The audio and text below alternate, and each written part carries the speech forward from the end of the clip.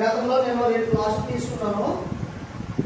2 క్లాసుల్లో నేను మీకు ఏం చెప్పానంటే లోకాలు ఎన్ని అన్న దాని గురించి చెప్పాను. లోకములు ఎన్ని అన్న దాని గురించి చెప్పాను. తర్వాత మనకి ఇవ్వబడినటువంటి గ్రంథం ఏదైతే ఉన్నదో ఆ గ్రంథాన్ని మనము పరిశీలించి చదవాలి అన్న దాని గురించి చెప్పాను. పరిశీలించి చదవాలి అన్న దాని గురించి నేను చెప్పాను. పరిశీలించి చదవడం అంటే ఏంటి, దానికి వచ్చినటువంటి వివరణ నేను మీకు ఇచ్చాను. అయితే అప్పుడు ఏమో ఇక్కడ 2 కనబడుతున్నారు, లేదు అంత పక్కలు, కాబట్టి మరొకసారి నేను దానిని జ్ఞాపకం చేస్తాను. మీరు చాలా జాగ్రత్తగా రాసుకోవాలి. ఆ పెట్టుకుంటే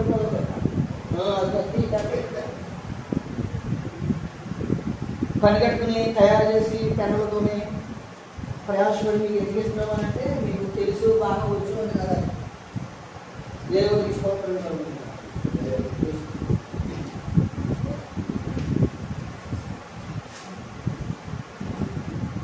మీ కొరకు ఏదైనా చేయడానికి నేను సిద్ధంగా ఉన్నాను. మీకు ఎన్ని పేపర్ కావాలి పేపర్ ఇస్తాను, కానీ మీకోసం మాత్రం ప్రతిదీ కూడా రాసుకోవాలి. అది నాకు ఓకే, మంచిది. యెషయా గ్రంథం 34వ అధ్యాయము 16వ వచనంలో యెహోవా గ్రంథమును పరిశీలించి చదువుకునుడి అని ఉంది. కనుక యెహోవా గ్రంథమును పరిశీలించి చదవాలి. అది అలా వచ్చండి. మన గ్రంథం పేరు పరిశుద్ధ బైబిల్ గ్రంథం. ఈ పేరు పరిశుద్ధ గ్రంథం అని మనకి ఎక్కడ కనబడదుగా, ఒక అట్ట మీద మనకు కనబడుతూ ఉంది. ఈ పరిశుద్ధ గ్రంథంలో ఉన్నది ఏది అని అంటే ఫిలిప్పీ పత్రిక 2వ అధ్యాయము 16వ వచనంలో జీవవాక్యము అంది. జీవవాక్యము. ఈ జీవవాక్యము మనిషిని బ్రతికింపచేస్తూ ఉంది, నడిపిస్తూ ఉంది, నెమ్మది కలిగిస్తూ ఉంది, తెప్పరల చేస్తూ ఉంది. ఇలా మనము జీవ గ్రంథాన్ని గురించి మనము తెలుసుకుంటూ ఉంటాం.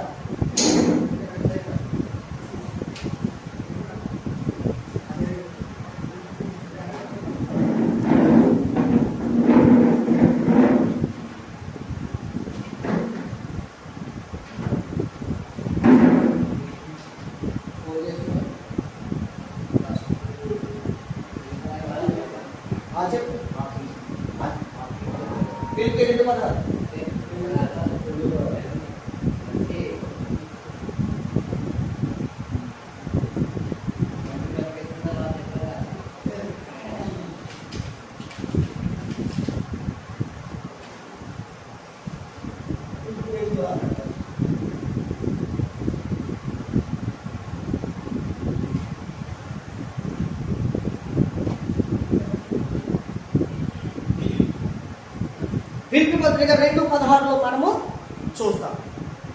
దీని గురించి యోహాను మొదటి యోహాను పత్రిక 1వ అధ్యాయం 1 నుంచి ఏమంటాడంటే ఆది నుండి ఏది మేము విన్నాము, ఏది మేము చూసాము అని చెప్పి మాట్లాడుతూ జీవమును కూర్చున్నటువంటి ప్రస్తావన తీసుకొస్తాడు.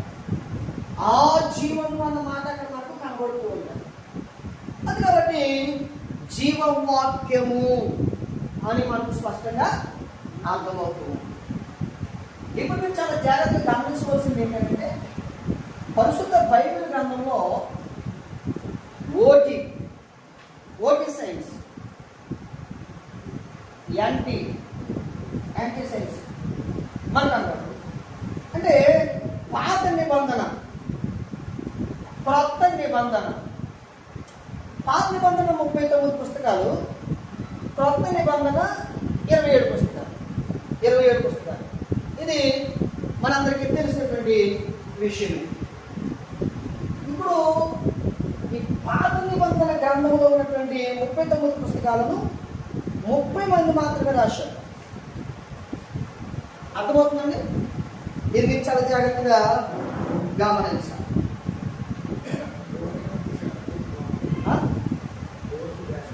ఎలా చెప్పండి? ఎలా చెప్పనా? ఓకే, క్లియర్గా ఉందా?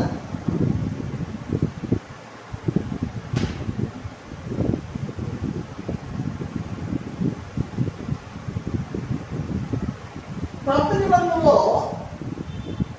27 పుస్తకాలు 9 మంది మాత్రమే రాశారు. 30 ప్లస్ 9 39. 39 మంది మొత్తం ఈ గ్రంథాన్ని రాశారు. అందుకే మనం ఏమంటామనంటే 1 తక్కువ 40 మంది అంటామే కానీ 40 మంది రాశారు అని చెప్పేసి మాత్రం మనము అది కాబట్టి 40 మంది రాశారు అని అంటాడు. 39 మంది రాశారు. ఇది వాస్తవికమైనటువంటి సత్యం. కొంచెం నేను ముందుకు తీసుకుని వెళ్తున్నాను.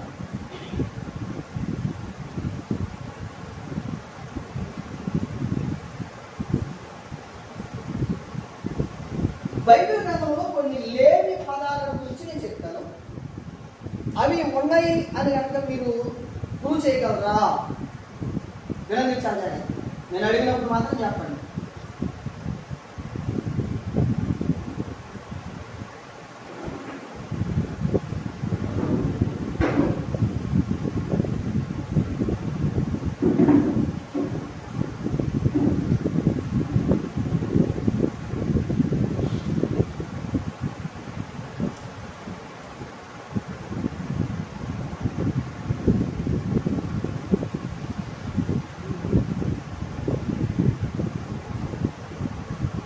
ఒకసారి చదవగలిగిన వాడు ఆ పేరు చదివితే మంచిది. ఏంటి అంటే గాబ్రియేలు, నతానియేలు, యావేలు, మరణాత, గాడిద. ఈ పదాలు ఏవైతే ఉన్నాయని మీ బైబిల్లో లేవు. ఉన్నాయనరా?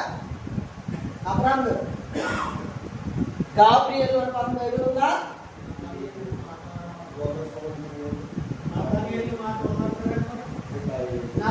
ఉందా?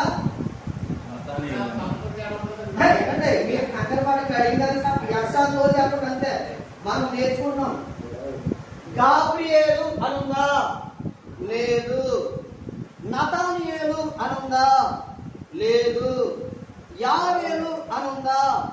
లేదు. మరణాత అనుందా? లేదు. గాడిద అనుందా? లేదు.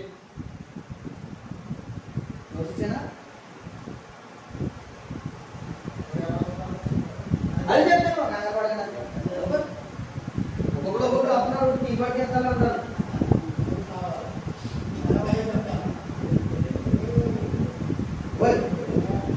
మూడోదా? యావేలు. ఓకే, మరి ఏమని ఉంది? ఏమని ఉంది? లేదనుకున్నాం, అనుకుని ఉందనుకుంటున్నాం. గబ్రియేలు. ఏం చెప్పండి? గబ్రియేలు. ఈ మాట ఎవరు చెప్పారు అని అంటే మరియ ఇంట్లోనికి వచ్చిన తర్వాత దూత చాలా స్పష్టంగా చెప్తుంది. గబ్రియేలు అను నేను అని చెప్పింది. ఎక్కడుంది ఆ మాట? లూకా సువార్త 1:19 26 మనము లూకా సువార్త 19:26 బైబిల్ గ్రంథంలో నతానియేలు అని లేదు, నతనయేలు అంటారు. నతనయేలు ఎక్కడ? యోహాను సువార్త 1 అంతా కూడా చదవండి. తర్వాత యావేలు కాదు, యోవేలు అన్నాడు. చెప్పండి, యోవేలు. యోవేలు గ్రంథం 1 మరణాత కాదు, మరణ్. మాట కాదు, ఆత ఆత అని ఉంటుంది. గాడిద కాదు, గాడిద. దాన్ని మనము గాబ్రియల్ అని, నతానియేలు అని ఇలా చదవడానికి దాని కారణం ఏంటి అంటే పరిశీలించకపోవుట అని మీరు గమనించాలి. ఏం చెప్పండి? పరిశీలించకపోవుట అని మీరు గమనించాలి. ఇది ఎలా ఉంటుంది? పరిశీలించడం అంటే ఏంటి అది కూడా మనం తెలుసుకోవాలి. పరిశీలించడం అంటే ఏంటి ఇది మీరు రాసుకోవాలని చెప్పారు. 1, గమనించే లేదా గ్రహించే చర్య.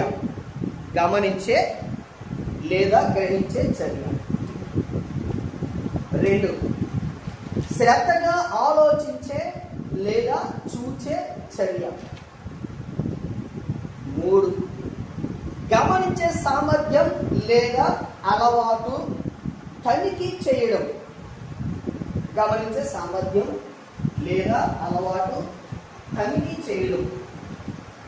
4, లోతుగా ఆలోచించడం, గమనించడం, పరిశోధించడం. ఇది పరిశీలన అనగానేమి అని అన్నప్పుడు మనం రాయవలసినటువంటి విషయం గమనించే లేదా గ్రహించే చర్య, శ్రద్ధగా ఆలోచించే లేదా చూసే చర్య, గమనించే సామర్థ్యం లేదా అలవాటు తనిఖీ చేయడం, లోతుగా ఆలోచించడం, గమనించడం, పరిశోధించడం. ఇది ఇకపోతే మనము గ్రంథమును ఏం చేయాలి? 1, పట్టుకోవాలి.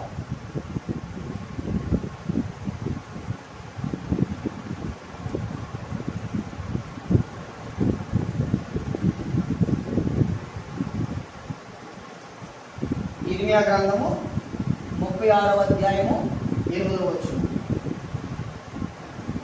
2, ఫిలిప్పీ పత్రిక 2వ అధ్యాయము 16వ వచనం. రెండోదిగా గ్రంథాన్ని తెరవాలి.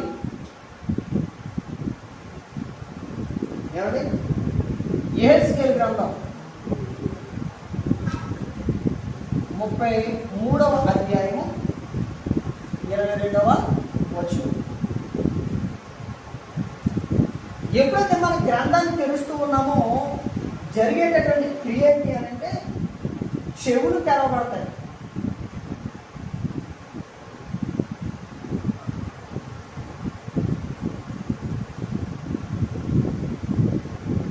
రెండు, కన్నులు తెరవబడతాయి.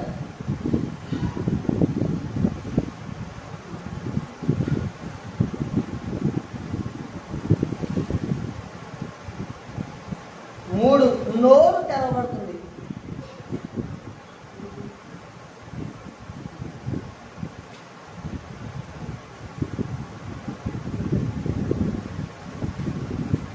యోబు గ్రంథము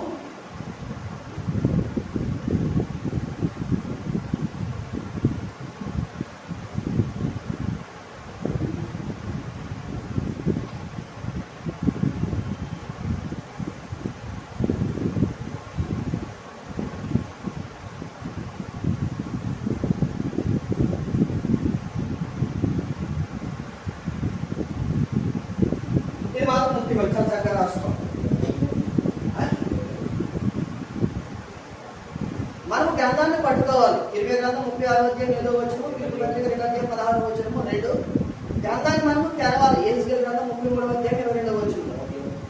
ఈ పట్టుకుని తెరవడం వల్ల ఏం జరుగుతుందంటే చెవులు తెరవబడతాయి. ముందు యోబు గ్రంథం 33:18.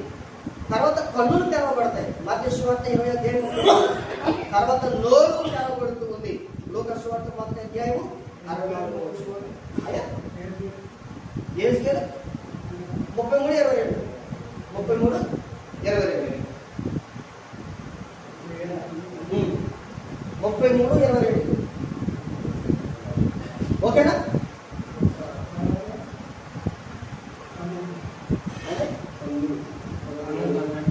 కన్నులు మత్తయి సువార్త 20వ అధ్యాయం 33వ వచనం.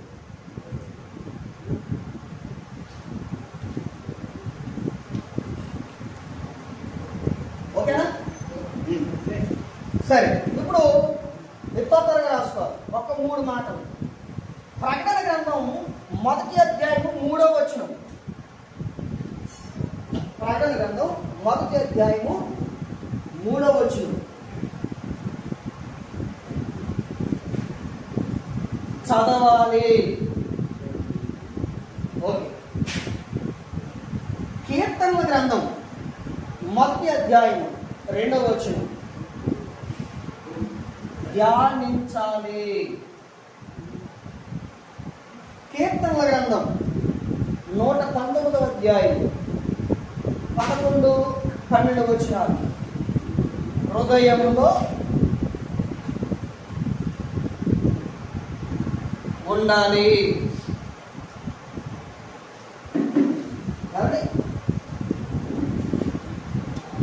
కీర్తన గ్రంథం 1వ అధ్యాయం 3వ వచనంలో చదవాలి. కీర్తన గ్రంథం 1వ అధ్యాయం 2వ వచనంలో ధ్యానించాలి. కీర్తన గ్రంథం 119వ అధ్యాయము 11, 12 వచనాల్లో వాక్యమును హృదయంలో ఉంచుకోవాలి. ఈ 3 మనం ఎప్పుడు కూడా చేయాలి. పరిశీలనలో అతి ప్రాముఖ్యమైనటువంటిది ఏంటంటే చదవడం, ధ్యానించడం, వాక్యమును హృదయంలో ఉంచుకోవాలి. ఈ 3 మనకు చాలా ఈ 3 మనకుంటే కనుక మనకు బైబిల్ కాలేజీ అక్కర్లేదండి. దేవునికి స్తోత్రం చెప్పండి.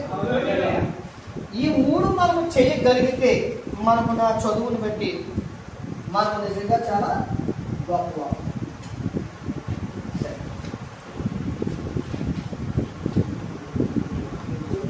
ఈరోజు నేను మీకు ఈ గ్రంథ విభజన గురించి మాట్లాడతాను. ఈ గ్రంథ విభజన గురించి మాట్లాడతాను. చాలా జాగ్రత్తగా మీరు గమనించాలి. ఈరోజు ఈ సబ్జెక్ట్ నేను పూర్తి చేయాలి. తర్వాత మనము పరదేశు, ఆ భాగాలు, పరలోకం, ఎప్పుడు సంఖ్యాతలు, ఇలాంటివన్నీ కూడా మనము చెప్పుకోవాలి.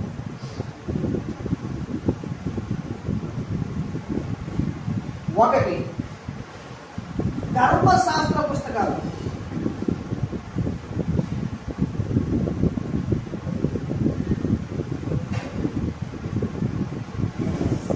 ఎన్ని అనంటే 5.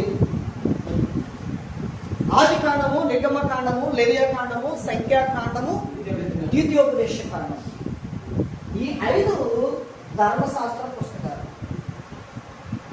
2 చారిత్రక పుస్తకాలు. చారిత్రక పుస్తకాలన్నీ అంటే 12. యోషువ గ్రంథం, న్యాయాధిపతులు, రూతు, 1వ సమూయేలు గ్రంథం, 2వ సమూయేలు గ్రంథం, 1వ రాజుల గ్రంథం, 2వ రాజుల గ్రంథం, 1వ దినవృత్తాంతములు, 2వ దినవృత్తాంతములు, యెజ్రా, నెహెమ్యా, ఎస్తేరు. యోషువ దగ్గర నుండి ఎస్తేరు గ్రంథం మనకు 12 పుస్తకాలు చారిత్రక పుస్తకాలు. ఇది మీరు గుర్తించుకోవాలి. 3 కావ్య గ్రంథాలు లేదంటే కనుక పుస్తకాలు. కావ్య గ్రంథాలు లేదా పుస్తకాలు. ఎన్ని ఇవి అనంటే యోబు గ్రంథము 5, యోబు గ్రంథము, కీర్తన గ్రంథము, సామెతలు, ప్రసంగి, పరిగెత్తలు. ఈ 5 కావ్య గ్రంథాలు. ఇక్కడ ఇంతవరకు మీరు ఏం రాసుకున్నా రాసుకోకపోయినా ఈ కావ్య గ్రంథాలలో ఉన్నటువంటి విశేషతను మాత్రం మీరు రాసుకోవాలి. కావ్య గ్రంథాలలో ఉన్నటువంటి విశేషత మీరు రాసుకోవాలి. ఇలాగ వచ్చింది 3 రాసుకున్నారు కదండి. ఇప్పుడు రాసిన విషయాన్ని మనం కాదు. ముందు మనము మన గ్రంథ విభజన మనకు సరిగ్గా తెలిస్తే గ్రంథం అంతా కూడా పూర్తిగా అర్థమవుతుంది. ఇప్పుడు మీరు గమనించవలసింది ఏంటి అని అంటే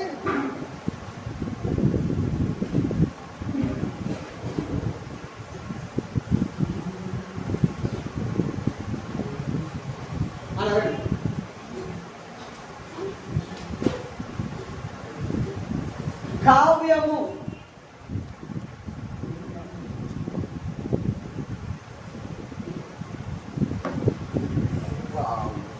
ఏంటి కావ్యము అంటే ఇందులో రసభరితము అని ఉంటారు.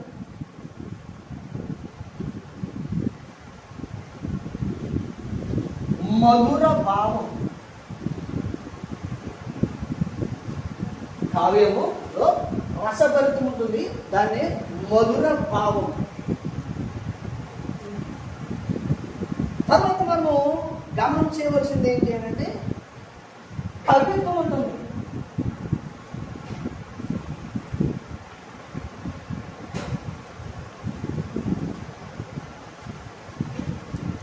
నేను ముఖ్యమైన చెప్తున్నాను, కవిత్వం. ఈ కవిత్వంలో మనం ఏం చూస్తామంటే పొగిడింపు. ఈ కావ్యంలో ఎక్కువగా వ్యక్తులు ఎవరిని పొగుడుతారు అని అంటే దేవుణ్ణి మాత్రమే పొగుడుతారు. మనం ముందు పొగడవలసింది ఎవరిని అంటే దేవుణ్ణి. ఆ తర్వాత పొగడవలసింది ఎవరిని అంటే సఖీని. ఏం చెప్పండి? సఖీ. ఎలా రాయాలి సఖీ? సఖిని. సరే, ఏదో సార్ రాసుకోండి. సఖి. సఖి అంటే ఏంటి అర్థం?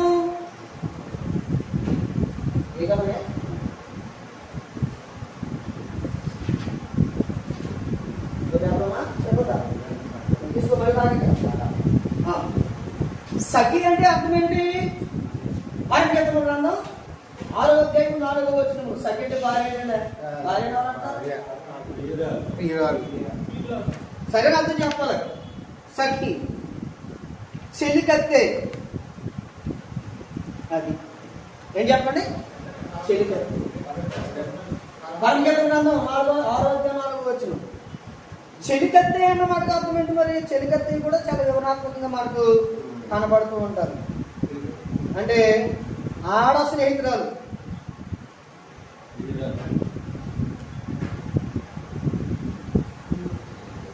ప్రియురాలు.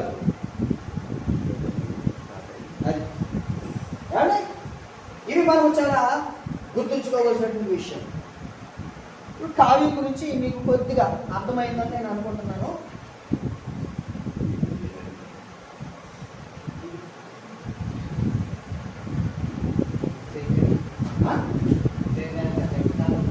అలా అంటే చాలా రాసుకుని వెళ్ళాలి. తర్వాత ఈ కావ్య పుస్తకాల్లో పెద్ద పుస్తకం ఏది అంటే కీర్తన గ్రంథం. ఏం చెప్పండి? కీర్తన గ్రంథం.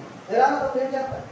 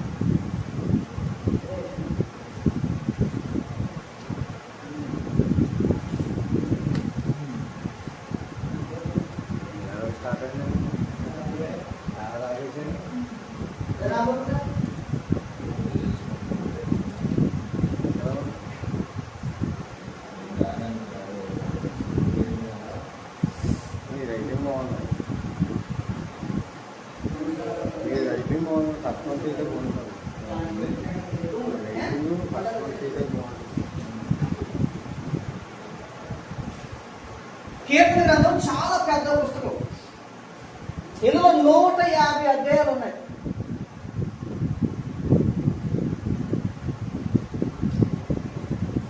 నూట 150 అధ్యాయాలలో 5 భాగాలు ఉన్నాయి. వాటిని ఏమంటారు అంటే స్కందములు అన్నారు.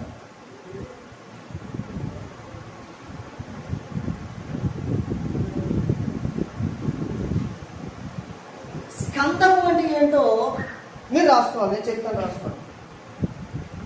స్కందము అనగా భాగము. రాసుకోండి. స్కందము అనగా భాగము. తర్వాత విభాగము.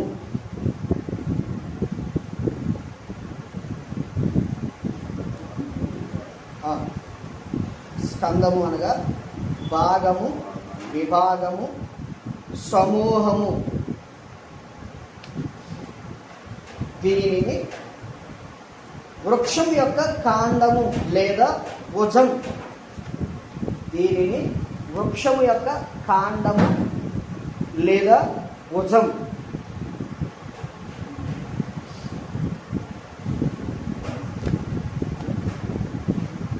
పాత నిఘంటువుల ప్రకారం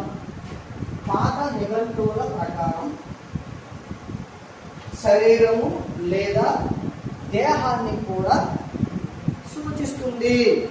శరీరం లేదా దేహాన్ని కూడా సూచిస్తుంది.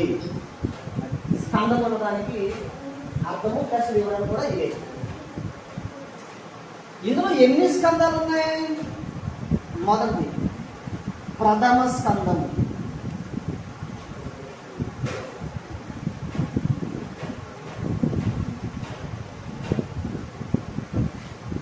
కీర్తనల గ్రంథము 1వ అధ్యాయం నుండి 41వ అధ్యాయం వరకు.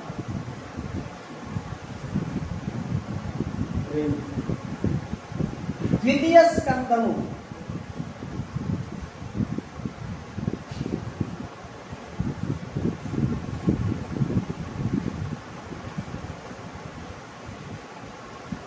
కీర్తనల గ్రంథము 42వ అధ్యాయం నుండి 72వ అధ్యాయం. 3 తృతీయ స్కందము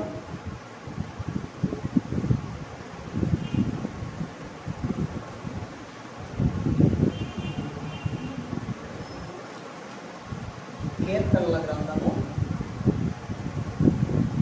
73వ అధ్యాయం నుండి 89వ అధ్యాయం వరకు. చతుర్థ స్కందము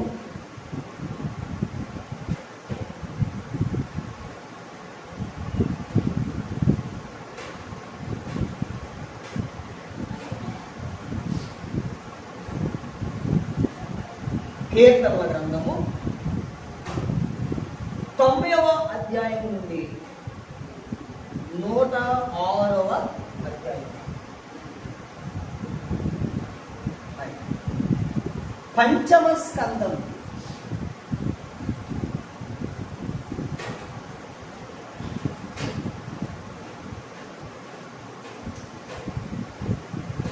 కీర్తనల గ్రంథము 91వ అధ్యాయం నుండి 150. ఇది రాసుకున్నాం. కీర్తన గ్రంథంలో 150 అధ్యాయాలు ఉన్నాయి. ఇది పెద్ద పుస్తకం. కావ్యం అంటే ఏదో చెప్పాను. స్కందములు ఉన్నాయి ఇందులో భాగాలు. దాని వివరణ చెప్పాను. ఇందులో ఉన్నటువంటి 5 స్కందాలు. ప్రథమ స్కందం కీర్తన గ్రంథం 1వ అధ్యాయం నుండి 41వ అధ్యాయం వరకు. 2 ద్వితీయ స్కందం కీర్తన గ్రంథం 42వ అధ్యాయం నుండి 72వ అధ్యాయం వరకు. తృతీయ స్కందం కీర్తన గ్రంథం 43వ అధ్యాయం నుండి 59వ అధ్యాయం వరకు. చతుర్థ స్కందము కీర్తన గ్రంథము 90వ అధ్యాయం నుండి 106వ అధ్యాయం వరకు. పంచమ స్కందము కీర్తన గ్రంథము 91వ అధ్యాయం నుండి 150వ అధ్యాయం వరకు. అవసరం కదండి. Very good. ఇప్పుడు మనము కీర్తన అంటే ఏంటి, సంకీర్తన అంటే ఏంటి మీకు తెలుసు కదండి.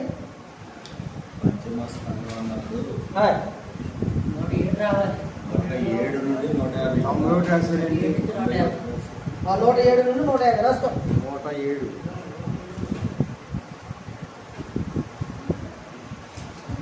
150 వరకు పంచమ. ఇప్పుడు కీర్తన అంటే ఏంటి,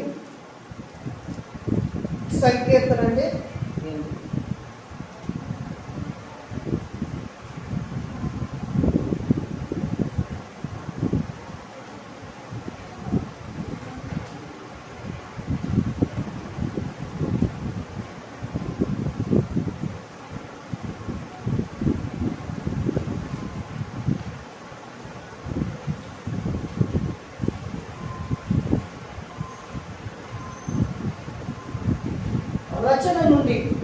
పాడిన పాట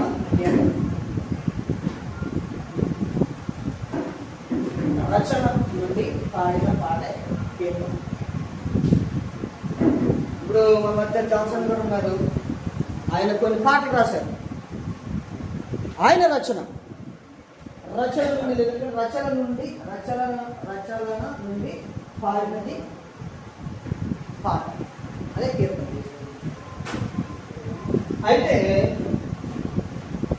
ప్రాముఖ్యమైనటువంటి ఏది అని అంటే సంకీర్తన.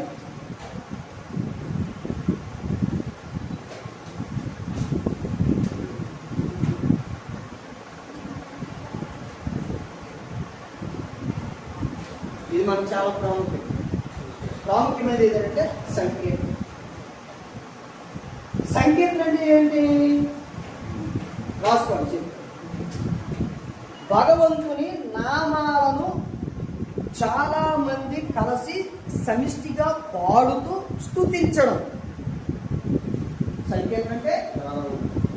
అలాగని కాదు, ఇక్కడ ఇచ్చిన రాసుకోండి. సంకీర్తన అంటే భగవంతుని నామాలను చాలా మంది కలిసి సమిష్టిగా పాడుతూ స్తుతించడం. రెండు, సంస్కృతంలో సమ్యక్ అంటారు.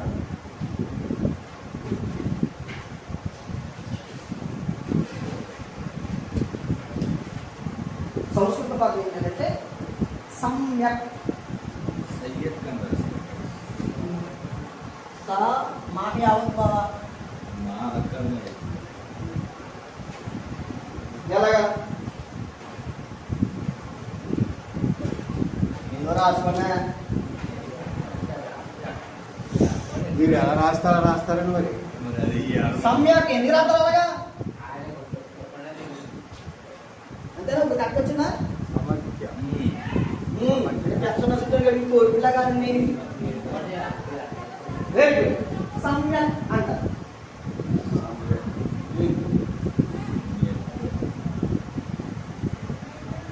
దీని అర్థం ఏంటంటే భక్తి మార్గంలో భగవంతుని కీర్తించే,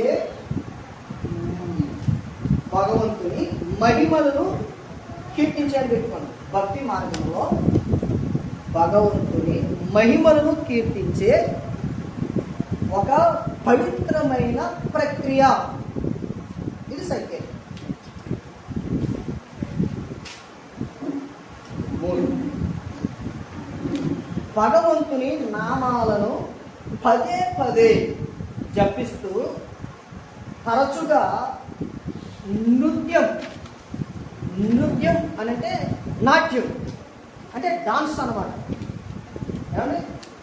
నృత్యం వాయిద్యాలతో కూడిన ఉత్సాహభరితమైన గానం సంకీర్తన. అందుకే సీనియర్ పాస్టర్స్ కొంతమంది ఉంటారు, బైబిల్ పండితులు ఉంటారు. వాళ్ళు ఏమంటారంటే కీర్తనల గ్రంథము అంటారు. వాళ్ళు ఏమంటారంటే సంకీర్తన అంటారు. ఇప్పుడు ఉదాహరణకి మొన్న జోసెఫ్ కుర్రల గారు మా నాన్నగారు స్మారకూడి కానీ చూడడానికి వచ్చారు కదా, ఆయన చెప్పొచ్చారు. మీరు గమనించడం లేదు కానీ సంకీర్తన దాని గురించి అర్థం చెప్పారు. అదనమాట సంకీర్తన. సీనియర్ పాస్టర్స్ కొంతమంది సంకీర్తన అని పాడడానికి ఇష్టపడుతూ ఉంటారు. అదనమాట. ఇప్పుడు ఈ సంకీర్తనలో గేయం, కీర్తన, నాట్యం ఇవన్నీ ఉన్నాయన్నమాట. వాయిద్యం,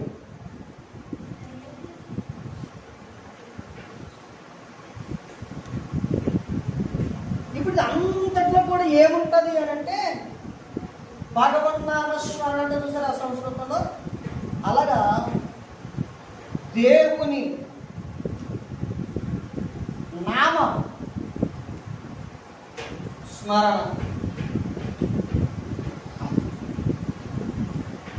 యెషయా గ్రంథము 6వ అధ్యాయంలో దూతలు దేవుణ్ణి పొగుడుతూ ఉన్నారు కదన్న సందర్భం మీరు గుర్తించాలి. ఏమని పొగుడుతున్నారు? పరిశుద్ధుడు పరిశుద్ధుడు పరిశుద్ధుడు అని గాన ప్రతిగానాలు అదనమాట. సాదృశ్య రూపం. ఓకేనండి, కొంచెం మనం ముందుకు వెళ్దాం. రాసుకున్నారు కదా, మీకు నోట్స్ ఇస్తానండి. నోట్స్ ఇస్తాను కదా అని చెప్పి మాత్రం మీరు రాసుకోవడం మానకండి. అర్థమవుతుందా? మీకు చాలా అద్భుతమైన నోట్స్ చాలా అందంగా మీకు రూపించిస్తాను.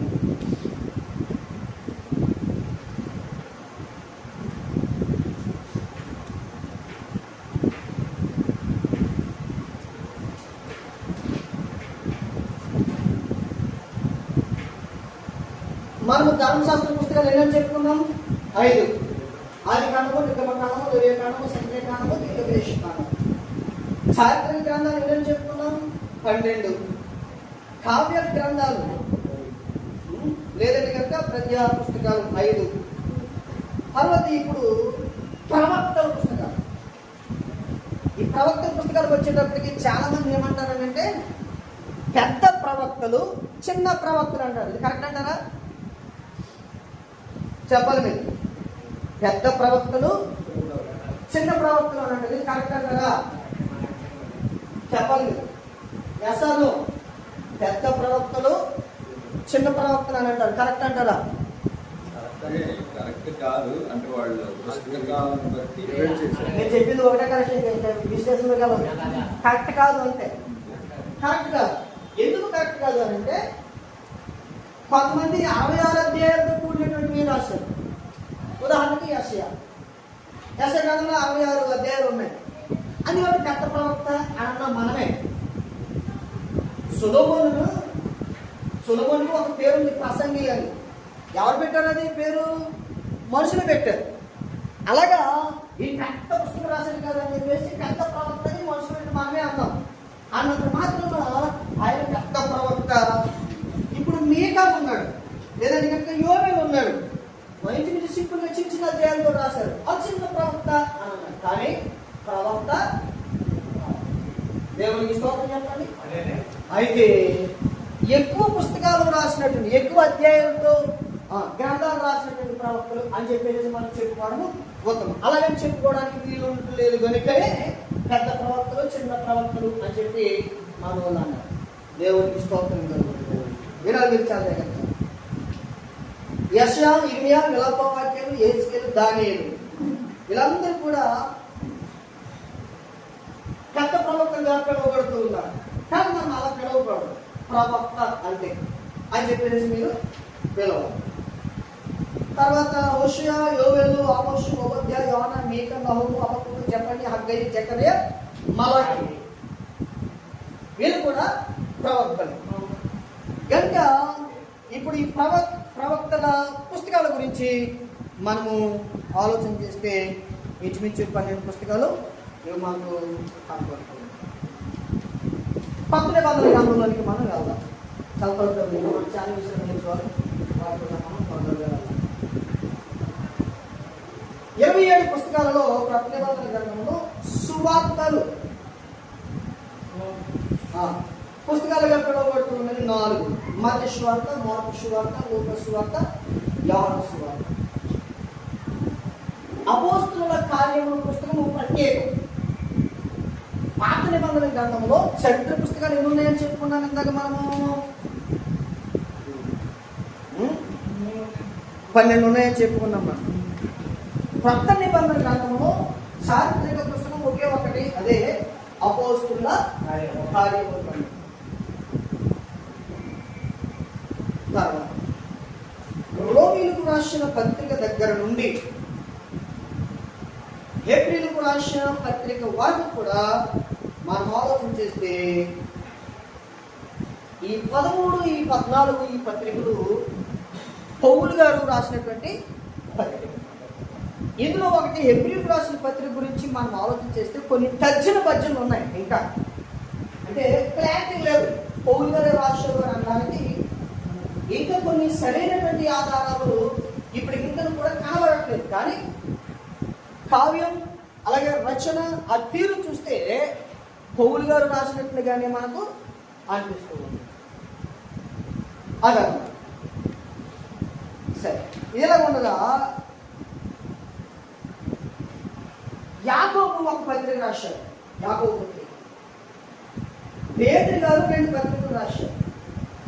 యోహాను గారు 3 పత్రికలు రాశారు. యూద ఒక పత్రిక రాశారు. అదే యోహాను గారు పత్రికతో పాటు ఒక గ్రంథాన్ని కూడా రచించారు. అదే ప్రకటన గ్రంథం. ఇన్ని చెప్పుకున్నప్పుడు మనం ఆలోచన చేస్తే పరిశుద్ధ బైబిల్ గ్రంథంలో 66 పుస్తకాల్లో గ్రంథాలు ఎన్ని అడిగాడు ఒక ఆయన. ఏం చెప్పండి? పరిశుద్ధ బైబిల్ గ్రంథంలో 66 పుస్తకాలలో గ్రంథాలు ఎన్ని అని అడిగాడు ఒక ఆయన. ఇప్పుడు పరిశుద్ధ బైబిల్ గ్రంథంలో గ్రంథాలు ఎన్ని అంటారు ఏంటంటే 66 కదా అన్నాడు అవుతాయి. అలా కాదు, గ్రంథాలు ఉన్నాయి. మీకు తెలుసా ఎందుకు ఆ మాట అన్నాడు అంటే, కొత్త నిబంధన గ్రంథంలో ఏకైక గ్రంథం ప్రకటన గ్రంథము. పాత నిబంధన గ్రంథంలో ఎన్ని ఉన్నాయో ఆ పేజీలో మీరు చూడండి ఒకసారి. ఆ పుస్తకాలు రాయబడినటువంటి పేజీలో ఓల్డ్ బైబిల్లో మనం చూస్తాం గ్రంథాలు ఎన్ని ఉన్నాయో.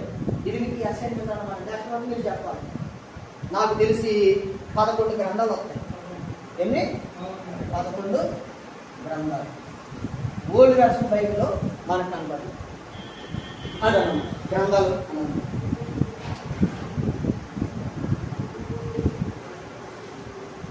ఇప్పుడు చాలా ముఖ్యమైనటువంటి విషయాలు మనము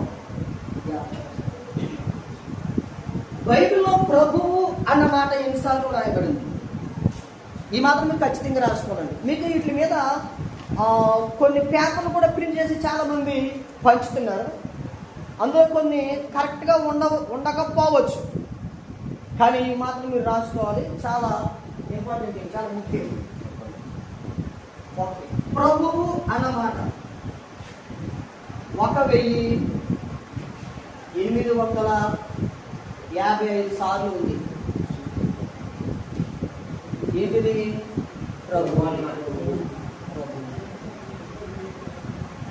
ప్రభువు అన్నమాటకి అర్థం ఏంటి? ప్రభువు అన్నమాటకి అర్థం ఏంటి? చెప్పే తెలియదు చెప్పండి.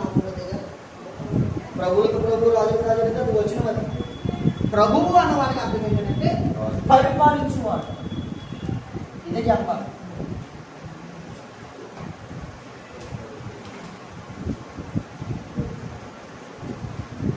పరిపాలించువాడు అంటే 2 యెహోవా అన్నమాట.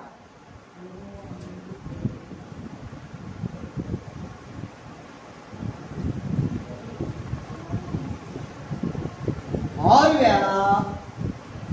855 సార్లు ఉంది.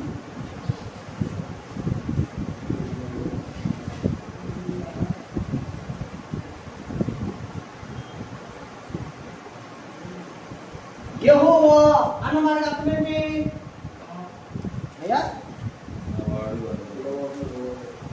ఫస్ట్ ఉన్నవాడు. అది ఎప్పుడు నుండి ఎప్పుడు వరకు ఉన్నాడు ఈయన? అది ఆది అంతం.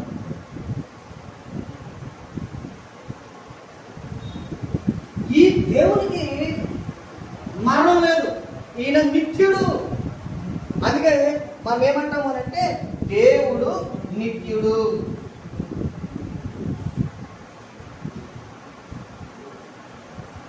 యేసు అందరికి ప్రభువు, యేసే యోగరక్షకుడు, లోకము ఆకాశము మారిన నిత్యముండును క్రీస్తే, నిత్యముండును క్రీస్తే.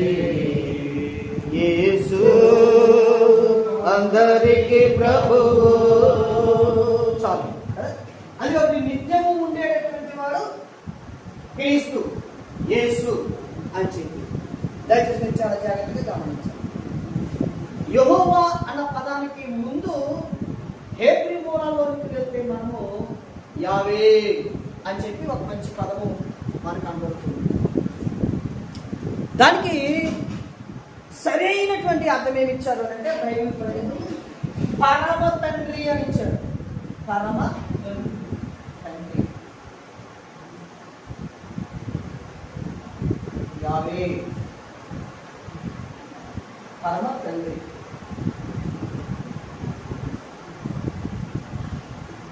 యేసుక్రీస్తు ప్రభు వారు ప్రభు ప్రార్థన నేర్పించినప్పుడు, కాబట్టి మీరేలా ప్రార్థన చేయండి అని చెప్తారు. ఏమని?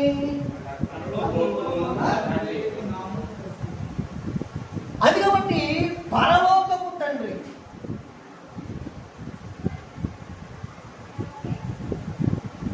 అలా సరే, ఇదే కూడా వచ్చింది.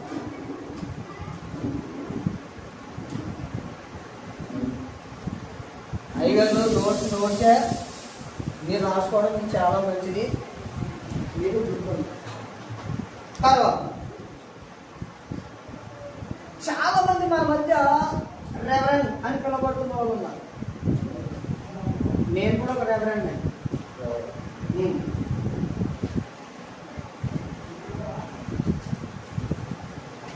కీర్తన గ్రంథం 119వ అధ్యాయము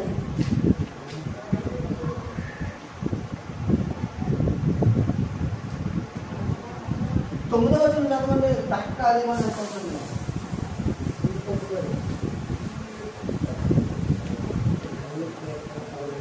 కీర్తన గ్రంథం 119 యవనస్తులు దేని చేస్తున్నారు? అది కదా, అది కరెక్ట్ కాదు. మరి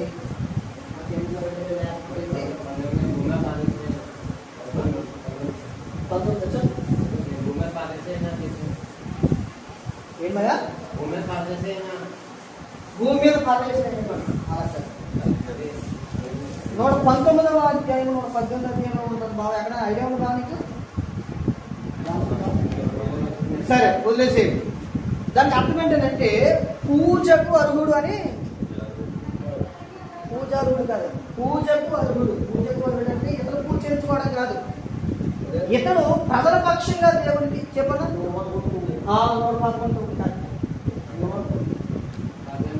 119 చెప్పను. చదవడానికి ఒకసారి ఆ మాట చదవని. ఆయన తన ప్రజలను విమోచన కలుగునేవాడు. తన నిబంధనలు ఆయన ఇష్టంగా నిర్వహించుకోవాలి. ఆయన నామము పవిత్రమైనది, పూజింపదగినది. పూజింపదగినటువంటి నామమునకు మహిమ కలిగినట్లుగా, మహిమ చెందినట్లుగా ప్రజల పక్షంగా విజ్ఞాపన చేస్తూ వీరి విన్నపాలు దేవుడి దగ్గరికి తీసుకునేవాడు. పూజలు దేవుడి దగ్గరికి తీసుకునేవాడు అని మాకు ఓఎం క్యాంపస్లో బైబిల్ కాలేజీలో అది చెప్పారు. ఇది ఎక్కువగా వీళ్ళు ఎక్కువగా రెవరెండ్ అని చెప్పి ఎవరైనా పిలువబడతారంటే రోమన్ క్యాథలిక్ చర్చ్లో గురువులు పిలువబడడానికి ఇష్టపడతారు. ఎందుకంటే వాళ్ళు కొన్ని పూజలు చేస్తారు. అందులో ఒకటి జప పూజ అని ఉంటుంది. అలాగా వాళ్ళు కొన్ని పూజలు చేస్తారు. ఆ పూజలు పక్షంగా ప్రజలు గురువు దగ్గరికి వచ్చినప్పుడు గురువులు ఈ విరిచేటటువంటి వాటన్నింటినీ కూడా దేవునికి సమర్పిస్తారు అనేటటువంటి ఒక భావన వాళ్ళకు ఉంది. 3, 4 బైబిల్ అంతట్లో అయ్యా కీర్తన 119 మార్చానండి. 119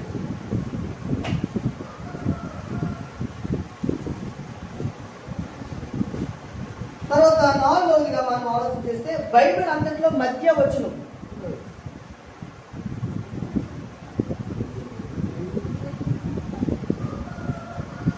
బైబిల్ అంతట్లో మధ్య వచనం కీర్తనల గ్రంథం 97వ అధ్యాయము 8వ వచనం. బైబిల్ అంతట్లో పొడవైన వచనం. ఎస్తేరు గ్రంథం 8వ అధ్యాయము 9వ వచనం. ఎస్తేరు గ్రంథం 8వ అధ్యాయము 9వ వచనం. బైబిల్ అంతట్లో ఇంగ్లీష్ బైబిల్లో చిన్న వచనం. యోహాను సువార్త 11వ అధ్యాయము 35వ వచనం. యోహాను సువార్త 11వ అధ్యాయము 35వ వచనం. తెలుగు బైబిల్లో చిన్న వాక్యం. తెస్సలోనికీయులకు రాసిన మొదటి పత్రిక 5వ అధ్యాయము 19వ వచనం. తెస్సలోనికీయులకు రాసిన మొదటి పత్రిక 5వ అధ్యాయము 19వ వచనం. తెలుగు బైబిల్లో చిన్న వాక్యం.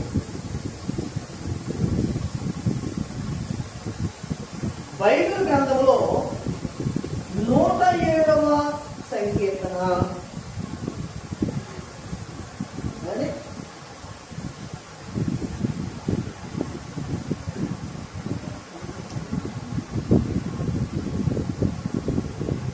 కీర్తన గ్రంథం 107వ అధ్యాయంలోని 8, 15, 21, 32 వచనాలు చూస్తే ఒకే రీతిగా ఉంటాయని రాశారు.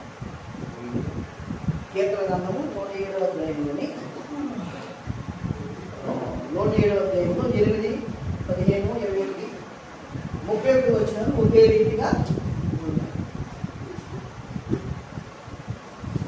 కీర్తన గ్రంథము 136వ అధ్యాయము మరియు రాజులు 2వ గ్రంథం 19వ అధ్యాయము ఒకే రీతిగా ఉంటాయి. కీర్తన గ్రంథము 136వ అధ్యాయము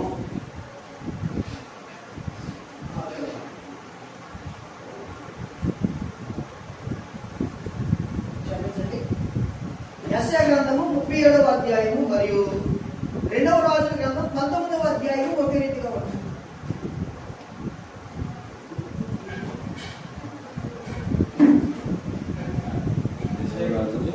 యెషయా గ్రంథము 37వ అధ్యాయము మరియు రాజులు 2వ గ్రంథం 19వ అధ్యాయము ఒకే రీతిగా ఉంటాయి. ఇది మన బోధకులకు అవసరం.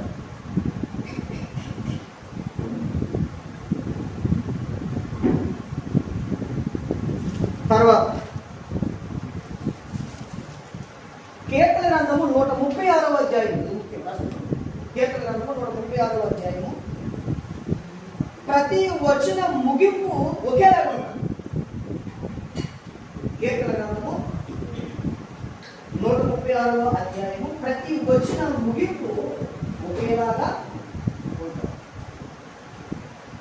మీరు ఎప్పుడైనా సరే గృహప్రవేశం కానీ తర్వాత ఆలయ ప్రతిష్ఠ కానీ స్కూల్ ఓపెనింగ్ కానీ దైవజనులుగా మనల్ని పిలిస్తే ఈ వచనం మనం చదువుతూ ఉన్నప్పుడు ఆయన కృప నిరంతరం ఉండును అని సభ అంతటి చేత చెప్పించి ఖచ్చితంగా రిబ్బన్ కట్ చేసే సేవకులు దయచేసి గుర్తించుకోండి. 136వ సంకీర్తన ఎంత ప్రాముఖ్యమైంది అని అంటే ఆలయ ప్రతిష్ఠ కానీ గృహ ప్రతిష్ఠ కానీ స్కూల్ ఓపెనింగ్ కానీ ఇతర ఇంకోటి ఏదైనా కానీ మీరు రిబ్బన్ కట్ చేయడానికి ముందు నిలబడినప్పుడు మీరు వెనకాల మనుషులు ఉంటారు కదా, అప్పుడు ఈ గ్రంథము తెరిచి మీరు అందరూ చెప్పండి అని చెప్పాలి. ప్రార్థనకి ఆయన కృప నిరంతరం ఉండును అని చెప్పి మనము దీన దశలో ఉన్నప్పుడు ఆయన మనల్ని జ్ఞాపకం చేసుకుని చెప్పండి. మీరు ఆయన కృప అలా చెప్పండి. ఇది సేవకు ఖచ్చితంగా చేయవలసినటువంటి పని. తర్వాత బైబిల్ అంతటిలో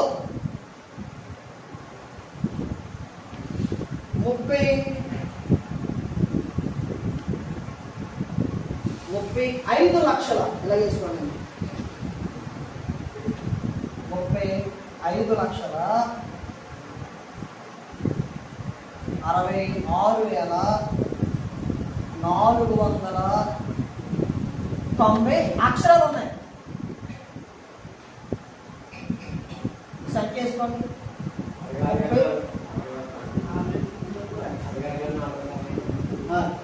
35,66,490 అక్షరాలు ఉన్నాయి.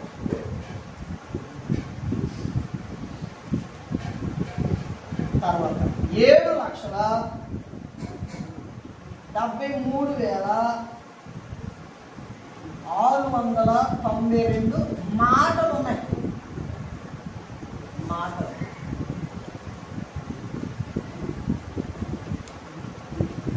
31,173 వచనాలు ఉన్నాయి.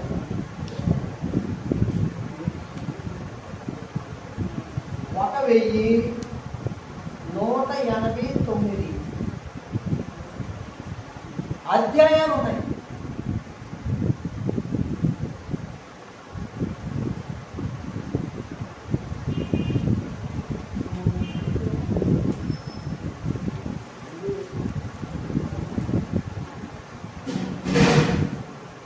అరవై 66 పుస్తకాలు ఉన్నాయి.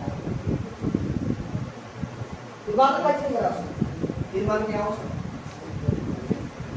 చూడండి, 35,66,490 అక్షరాలు ఉన్నాయి.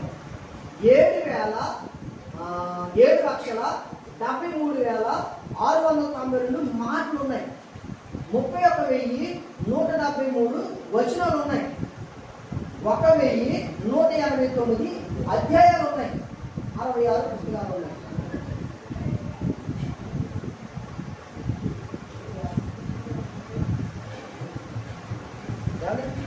వాళ్ళు చెప్పు చేద్దాం.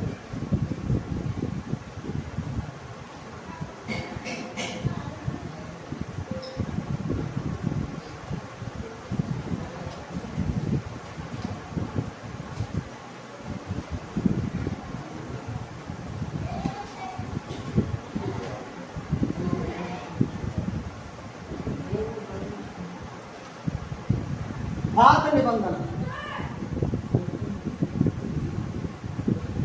ఇదివరకు మీకు బైబిల్ అంతరించి బైబిల్ అంతటితో ఉన్నాయి చెప్పాను. ఇప్పుడు పాత నిబంధన గ్రంథంలో మనం ఆలోచన చేస్తే 39 పుస్తకాలు.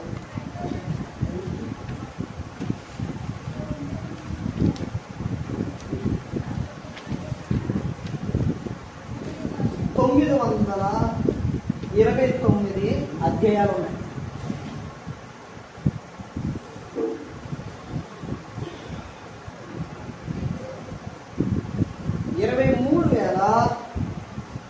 23,214 వచనాలు ఉన్నాయి.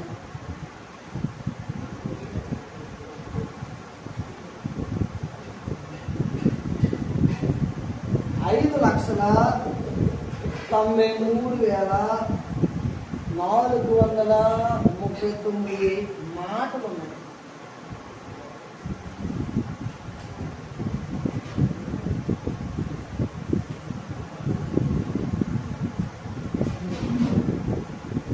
ఇరవై 7,28,110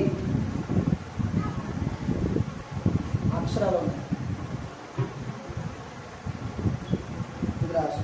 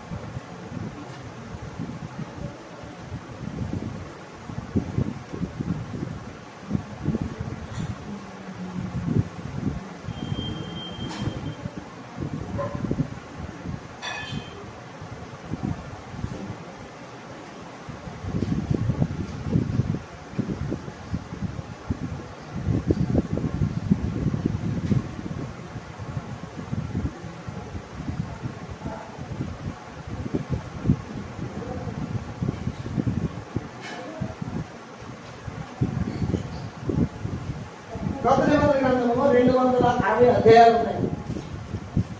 7,759 వాక్యాలు ఉన్నాయి. 18,253 మాటలు ఉన్నాయి. 8,38,380 అక్షరాలు ఉన్నాయి. ఇది రాసుకో.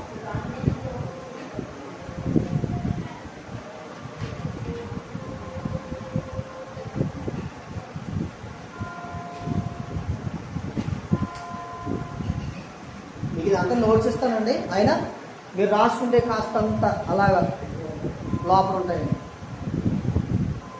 ఏమండి? సరే,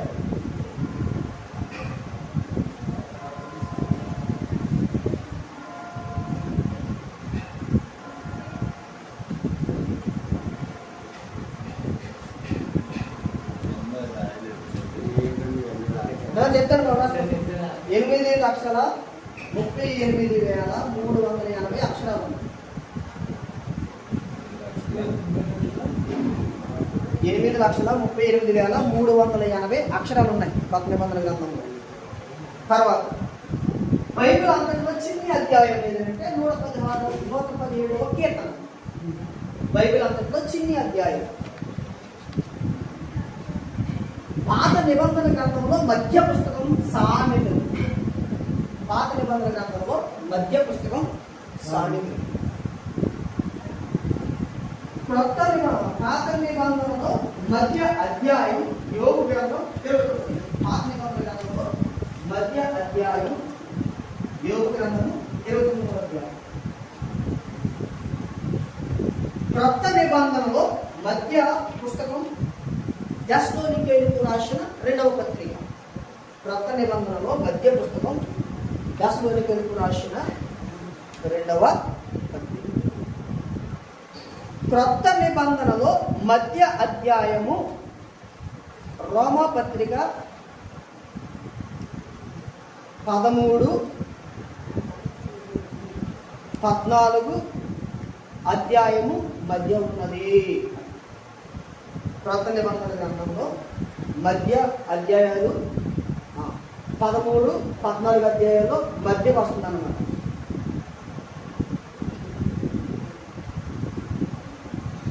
కార్డినల్ కారో ఇవే రాసుకోండి. కార్డినల్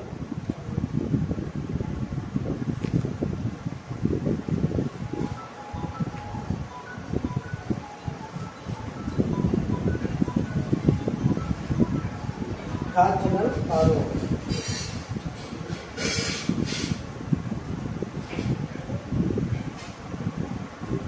1236వ సంవత్సరంలో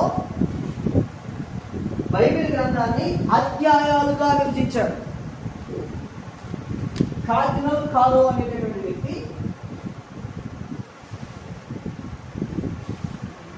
1236వ సంవత్సరంలో అధ్యాయాలుగా విభజించాడు.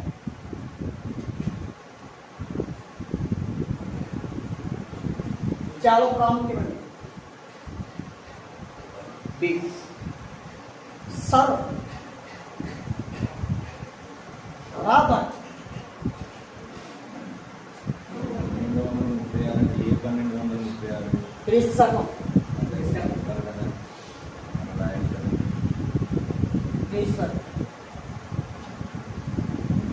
Sir Robert Steven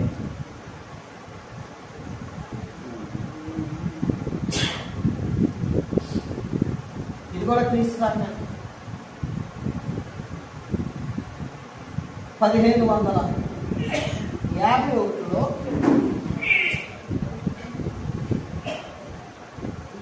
వాక్యములుగా విభజించాడు.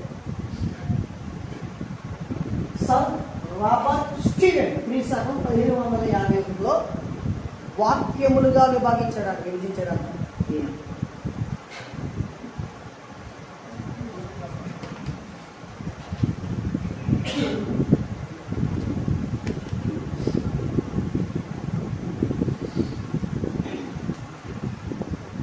ఇందులో లాస్ట్ది బైబిల్ అంతటిలో పెద్ద అధ్యాయం 119వ సంకీర్తన రాష్ట్రం.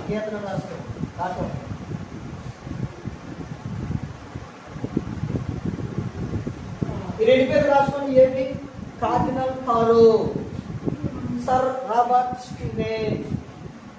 ఈయన అధ్యాయులుగా విభజించాడు. ఈయన వచనాలు.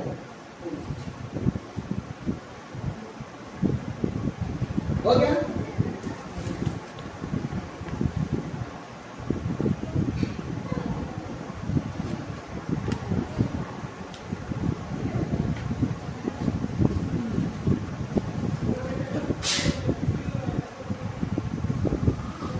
ఇది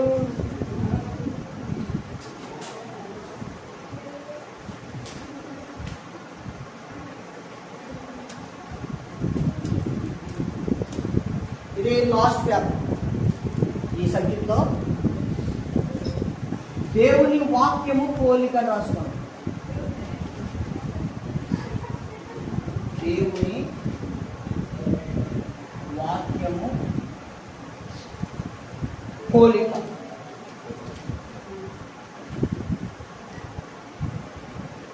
ఇందులో 12 మనం రాసుకోవాలి.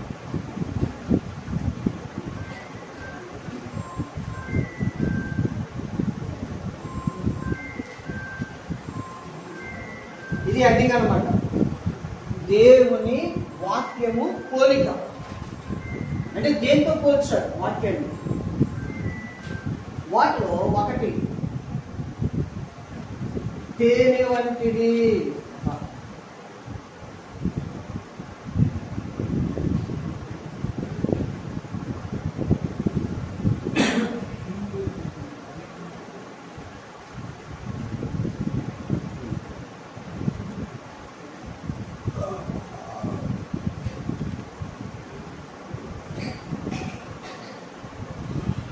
ఒకటి తేనె వంటిది, తేనెతో పోల్చారు. నీ వాక్యము నా జిహ్వకు ఎంతో మధురము, అవి నా నోటికి తేనె కంటే తీపిగా ఉన్నది. భావం తేనె వంటి మాధుర్యమైనది, సంతృష్టినిచ్చినది. ఆహా, ఆ పాత్రమైన మానవమైన మనకు దేవుని రక్షణనిచ్చు మాధుర్యం వాక్యంతో సంతృష్టి పరచబడుట ఎంతో గొప్ప భాగ్యము గల అని రాశారు పండితులు. మీరు ఇదంతా రాసుకోవద్దు, మీకు నోట్సిస్తాను కాబట్టి ఇందులో తేనె వంటిది అనేది మాత్రం ఖచ్చితంగా రాసుకుంటే వాక్యం రాసుకోండి. రెండవదిగా మేలిమి బంగారు వంటిది.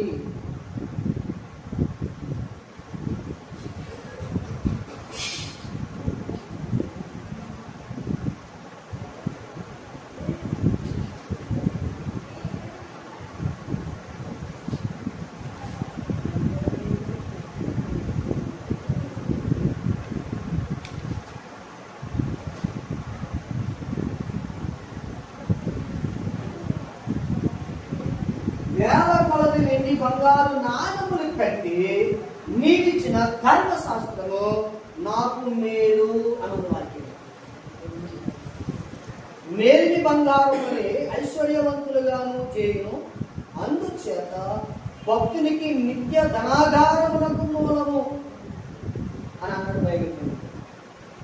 అది కాబట్టి మేలిమి బంగారు వంటిది. రాత్రి నేను జెర్మీ గారు మాట్లాడుతూ ఒక చిన్న వీడియో క్లిప్ చూశాను. నేను సైనికుడు ఆయుధాలు మర్చిపోడు, ఉపాధ్యాయుడు సర్వీస్ మర్చిపోడు, స్టూడెంట్ బుక్స్ మర్చిపోడు, పాద్రి గారు బైబిల్ మర్చిపోడు. దేవునికి స్తోత్రం చెప్పండి. ఎప్పుడు పాద్రి గారి యొక్క చేతిలో బైబిల్ ఖచ్చితంగా ఉంటుంది. ఈ బైబిల్ నా చేతిలో ఉన్న కారణాన నాకు గౌరవం వచ్చింది, నాకు ముద్ద దొరికింది. దేవునికి స్తోత్రం చెప్పండి. బైబిల్ ఖచ్చితంగా ప్రేమించింది. కొంతమంది పెనల బైబిల్లోనే ఇలాంటి లావండి, పెనలో బైబిల్లోనే, సెల్ ఫోన్లు బైబిల్లోనే ఎంత లావు అయిపోతామంటే ఒక బైబిల్ పేజీలన్నీ కూడా నలిగిపోతూ ఉంటాయి. బైబిల్ను కాపాడాలి. సౌదీ అరేబియా దేశంలో ఖురాన్ని ఖండాలుగా విభాగించి 7 సెట్స్ ఉంటాయి, 7 సెట్స్ గంటలో కట్టి చాలా జాగ్రత్తగా ఇప్పటికి కూడా మీద పెడతారు. ఎర్రని కాదు లేదా మోకరెళ్ళి జాగ్రత్తగా విప్పి చక్కగా చదివి మళ్ళా అంత ప్రాధాన్యత. మనలో ఎక్కడ అక్కడ పడేస్తారు బైబిల్. అలా అంత విలువ. మూడవదిగా రాసుకోండి, దీపము మరియు వెలుగు వంటిది. దీపము మరియు వెలుగు వంటిది.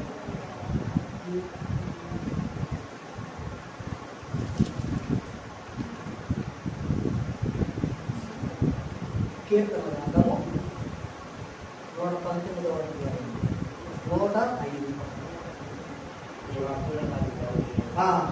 తర్వాత పేతురు పత్రిక సెకండ్ పేపర్ మొదటి అధ్యాయము 19. ఏమన్నదంటే, నీ వాక్యము నా పాదములకు దీపమును నా త్రోవకు వెలుగునై ఉన్నది. భావం దీపము వలె వెలుగవలెను, మన మెచ్చటికి వెళ్ళవలెను, మెచ్చటికి పోరాదో తెలియచేయు వాక్యమే దీపము వంటిది. దీపం సరిగా ఉంటే మార్గం సరిగా అది. కాబట్టి దీపం సరైనదే. ఏ దీపము? వాక్యం అనబడుతున్నటువంటి దీపం. అడుగులు కూడా సరిగ్గా వేయలేదు. మనం జాగ్రత్తగా ఎదుగుతున్నాం, నడుచుకోవాలని దాని అర్థం. 4, ఆహారము వంటిది.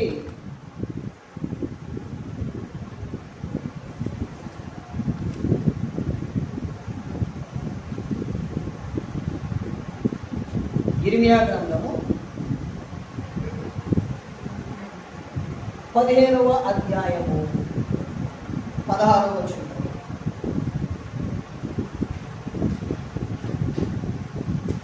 యోబు గ్రంథం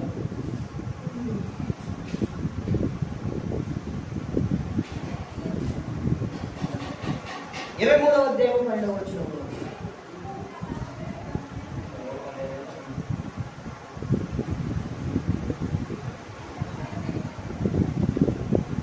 ఇర్మియా గ్రంథము 15వ అధ్యాయము 16వ వచనము, యోబు గ్రంథము 23వ అధ్యాయము 12వ వచనము. ఆహారము వంటిది. నీ మాటలు నాకు దొరకగా నేను వాటిని భుజించి తిని గనుక నీ మాటలు నాకు సంతోషమును, నా హృదయమునకు ఆనందమును కలుగు చేయించు ఉన్నది. దేవునికి స్తోత్రం. భావం, దేవుని వాక్యము ఆత్మను పోషించి బలపరుస్తుంది, సంతృష్టి పరుస్తుంది. ఇది ఎంత భాగ్యమో చూడండి అన్నాడు కవి. మనం తినేటటువంటి ఆహారము కేవలం మన శారీరక సంబంధమైనటువంటి మాత్రమే. కానీ ఈ వాక్య ఆహారం ఏదైతే ఉందో అది శరీరానికి ఉపయోగపడుతుంది, ఆత్మ కూడా ఉపయోగపడుతుంది, శరీరానికి స్వస్థతను కూడా కలుగు చేస్తుంది అని అంటాడు. ఆ విషయం దీనిలో రాశాడు. నేను మీకు నోట్స్ ఇస్తాను కదా, కొంచెం నేను వంగలేను కాబట్టి పై చెబుతున్నాను.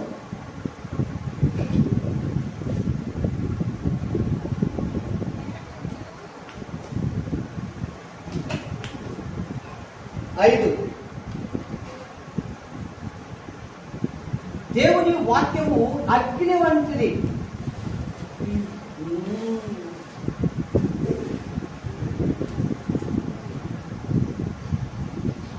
ఇది మనందరికీ తెలుసు కదా. ఇర్మియా గ్రంథము 29వ అధ్యాయం 23వ అధ్యాయం 29వ వచనం. 29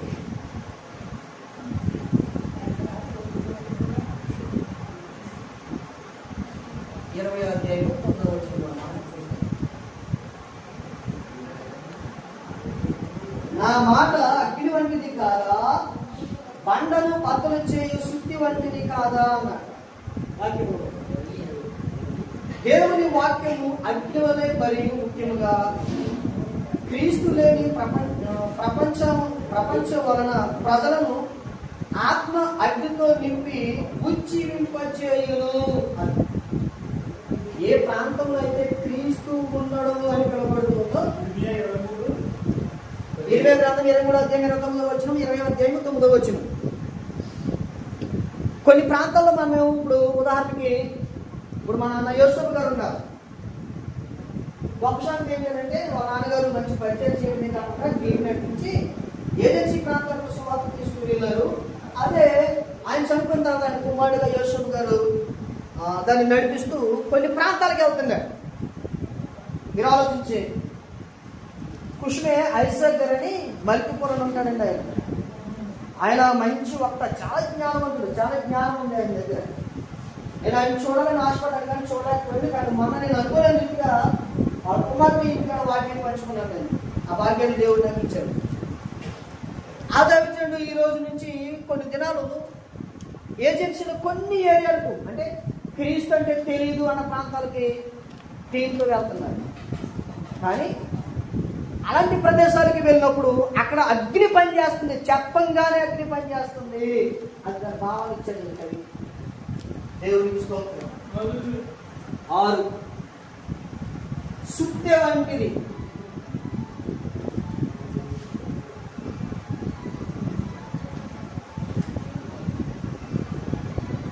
దీన్ని కూడా అదే రిఫరెన్స్ రాసుకోండి.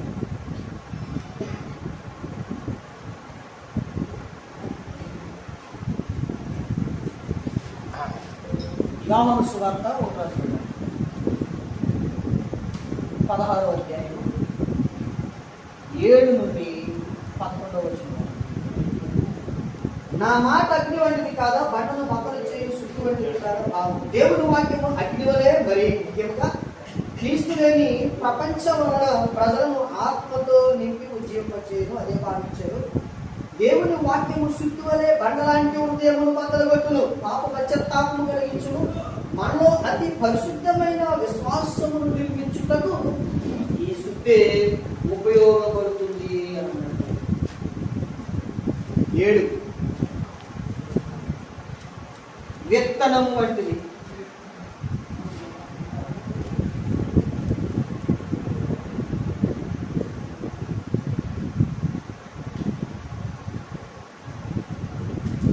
లూకా సువార్త 8వ అధ్యాయము 11వ వచనం. మొదటి పేతురు పత్రిక 1వ అధ్యాయము 23వ. విత్తనము దేవుని వాక్యమును, వాక్యము ఉంది కదా, దేవుని వాక్యమును బీజము మనలో ప్రవేశించడం వల్ల మనము పై నుండి జన్మించుచున్నాము అని చెప్పి ఒక భావం ఇచ్చాడు. నికోదేము విషయంలో కొత్త జన్మం గురించి మనం స్టడీ చేస్తాం కదా, అదొక మాత్రం మీరు చూపించుకోవాలి. 8వ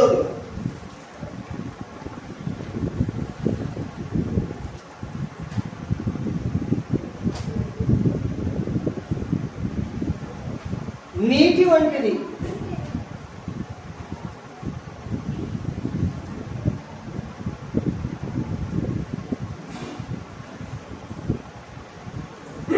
ఎఫెసీ పత్రిక 5వ అధ్యాయము 25వ వచనము. యోహాను సువార్త 15వ అధ్యాయము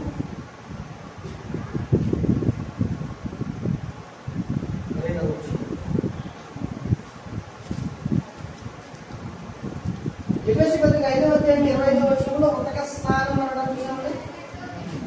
మాట మనం చదువుతాం కదా, దేవుని వాక్యము నీటిని పోలే ప్రతి పవిత్రత నుండి శుద్ధీకరిస్తూ ఉంది. నీరు ఎందుకు ఉపయోగపడుతుంది? వాక్యం కూడా మనను శుద్ధి చేస్తుంది. నీటి వంటిది అని అన్నాడు. 9 ఖడ్గం వంటిది.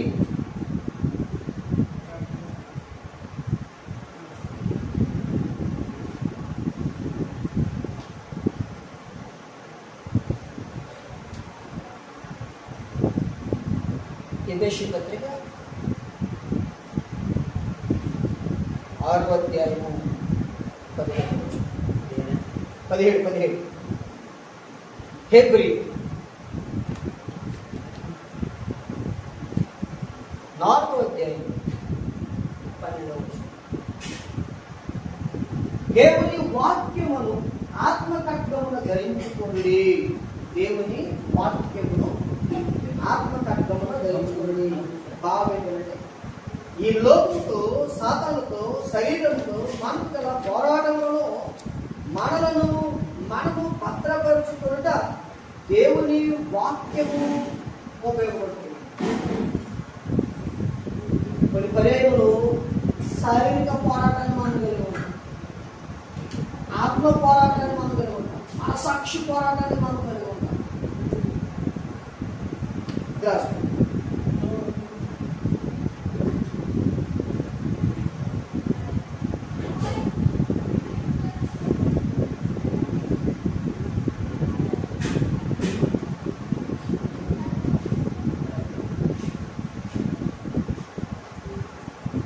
తొందరగా రాసేసుకోవడం ముగించేద్దాం. ఏం చెప్పాలప్పటికీ కఠినమైపోతుంది కదా. 10 9 10 జీవవాక్యమైనది.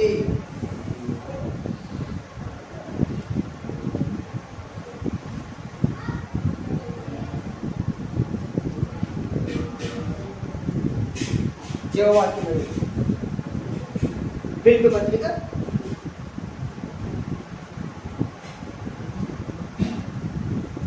2వ చెప్పుకున్నాం. 2వ అధ్యాయము 16వ వచనము, మొదటి పేతురు 1వ అధ్యాయం 23 నుండి 25.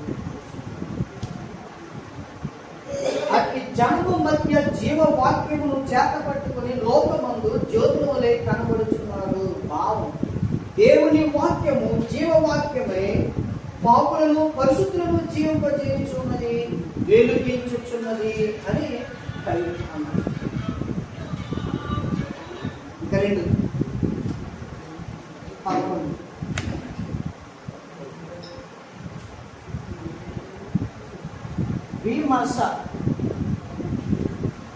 విమర్శ కర్తయ్య ఉన్నది.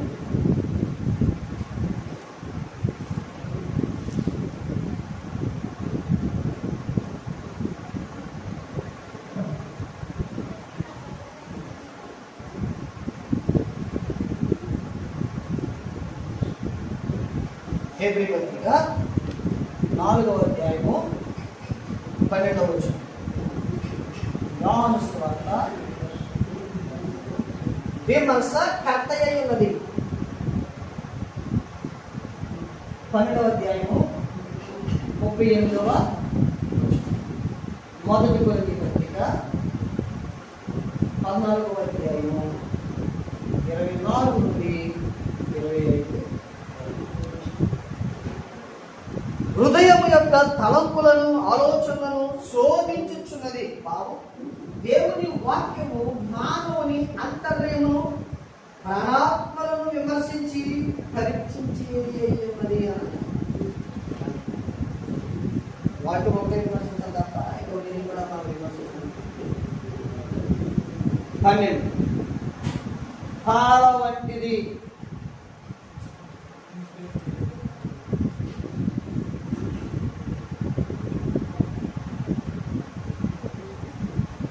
హెబ్రీ పత్రిక 2వ అధ్యాయము 12.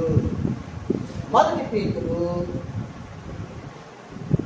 2వ అధ్యాయము 2వ వచనం. హెబ్రీ పత్రిక 2వ అధ్యాయము 12వ వచనము, మొదటి పేతురు 2వ అధ్యాయము 2వ వచనం. పాల వంటిది 12. మీరు పాలు త్రాగవలసిన వారే గాని బలమైన ఆహారము తినగలవారు కాదు. భావం పాల వంటి దేవుని వాక్యమును పవిత్రమైనదిగను మితము చేయబడినదిగను భుజించి ఆత్మలో మనము పెరగవలెను అన్న. లాస్ట్ది పదము అద్దము వంటిది. నాకు అర్థం లేకపోతే నడవలేదు.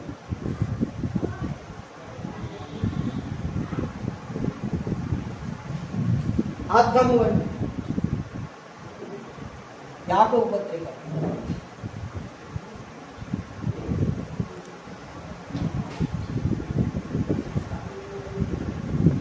1వ అధ్యాయం 25వ వచనం. 2 కొరింథీ 3వ అధ్యాయం 10. తేలు చూచి నిలకడగా ఉండాలి. మనమందరము ముసుగులేని ప్రభు యొక్క మహిమ అద్దముల ప్రతింపచేయు మహిమ నుండి అధిక మహిమను పొందొచ్చు. భావం దేవుని వాక్యము అర్థమును పోలినదై మనమేమై ఉన్నామో మనమేమై ఉన్నవను మనకు చూపిస్తుంది. దయచేసి గమనించండి.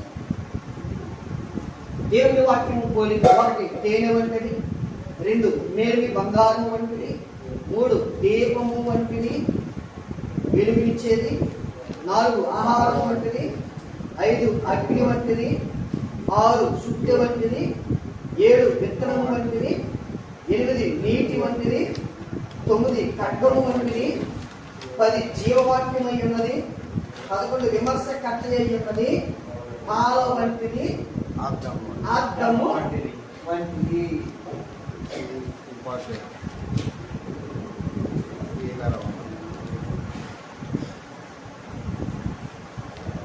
ఈ సబ్జెక్ట్ పేరు ఏంటి అంటే యెహోవా గ్రంథమును పరిశీలించి చదువుకునేది అంతే.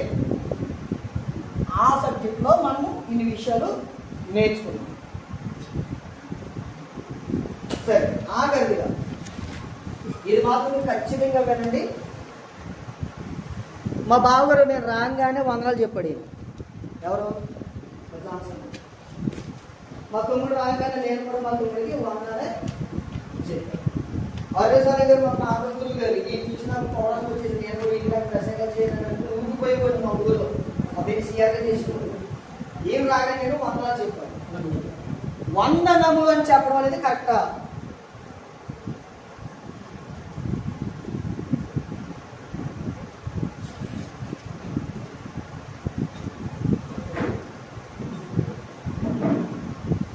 చెప్పిన ముగించేస్తాను. వందనములు అని చెప్పడం కరెక్టా? ఇది కరెక్ట్ కాకపోతే మనం ఏం చెప్పాలి?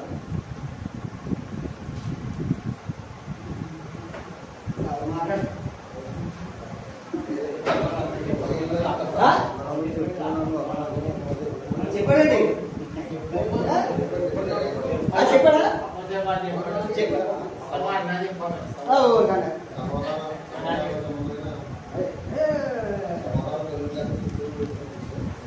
సబ్జెక్ట్ పేరు ఏంటని చెప్పుకున్నాం?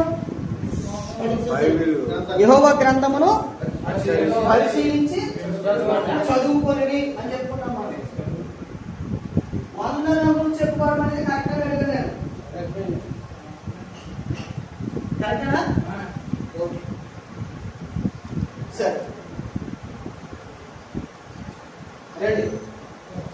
రోమపత్రిక 16వ అధ్యాయము 16వ వచనం. 16 ఒకసారి చదువు. పవిత్రమైన ముద్దు పెట్టుకొని ఒకరికి ఒకడు వందనములు చేయుడి, క్రీస్తు సంఘములన్నీ మీకు వందనములు చెప్తున్నారు. అనగా కరెక్ట్గానే చెప్పారు. ఏమని? వందలు చెప్పుకున్నాము. కొరింథీయులకు రాసిన పత్రిక 16వ అధ్యాయం 20వ వచనం చదువుతున్నాను. సహోదరులందరూ మీకు వందనములు చెప్పుచున్నారు. పవిత్రమైన ముద్దు పెట్టుకొని మీరు ఒకరికి ఒకరు వందనములు చేసుకోండి. ఓకే, అదే చదువుగా చెప్పింది కరెక్టే. 1 కొరింథీయులకు రాసిన పత్రిక 16వ అధ్యాయం 20వ వచనం. ఓకే, 1 దశలోనికలకు రాసిన పత్రిక 5వ అధ్యాయము 25వ వచనము. సహోదరులారా మా కొరకు ప్రార్థన చేయండి, పవిత్రమైన ముద్దు పెట్టుకొని సహోదరులందరికీ వందనములు చేయండి. Okay, very good. పేతురు పత్రిక 5వ అధ్యాయము 13వ వచనములో 4వ లైన్లో రాయబడింది, ప్రేమ గల ముద్దుతో ఒకరికి ఒకరు వందనములు చేయుడి. ఏం చెప్పాలి? వందలు చెప్పాలి. మరి ముసాడు కదా. వందనములకు ముందు మనం చెప్పవలసింది ఏంటి? చెప్పాలి. వందనములకు ముందు మనం చెప్పవలసింది ఏంటి? పెట్టవలసింది ఏంటి? చేయవలసింది ఏంటి?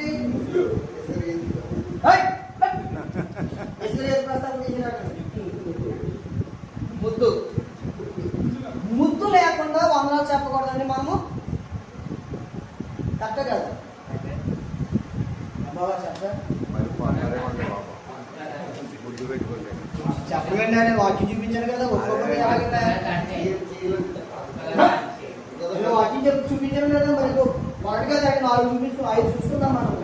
వాక్యం చెప్పింది ఏంటి? ముందు పెట్టుకోవాలి, అంతే కదా? అంటే మనం పరిశీలనలో లోపించాం.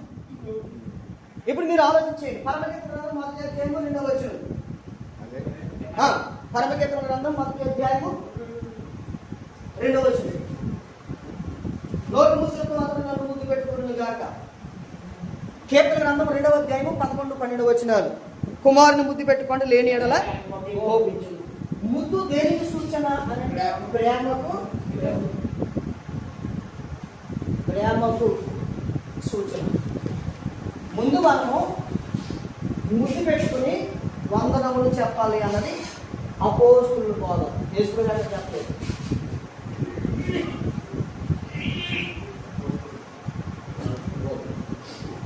యేసు ఎక్కడ కూడా చెప్పలేదు. చెప్పాడంటే చెప్పలేదు. సరే, ఈ అపోస్తుల బోధ కొంచెం లోతు తీసుకుని వెళ్ళాలి. నేను ఎందుకు ముద్దు పెట్టాలి, వందనాలు చెప్పాలి, ముద్దు పెట్టుకోకుండా వందనాలు చెప్పకూడదు? ఇది మీకు అర్థమైందా? అండర్స్టాండ్? చాలా జాగ్రత్తగా మీరు గమనించాలి. హీబ్రూ మూలంలో అగాపే,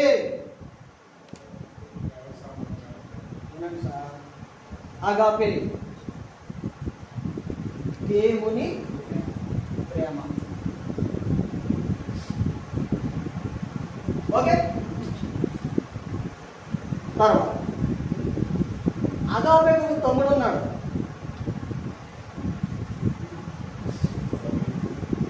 ఓయ్ ఫిలదెల్ఫియా.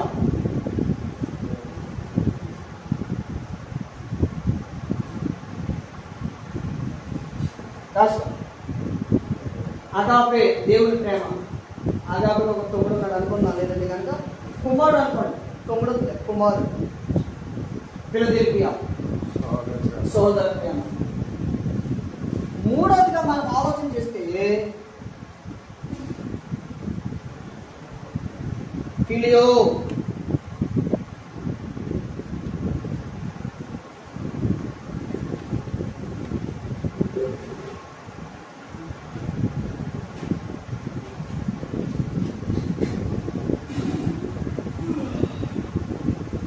దేవుని ప్రేమ అగాపే, సహోదర ప్రేమ.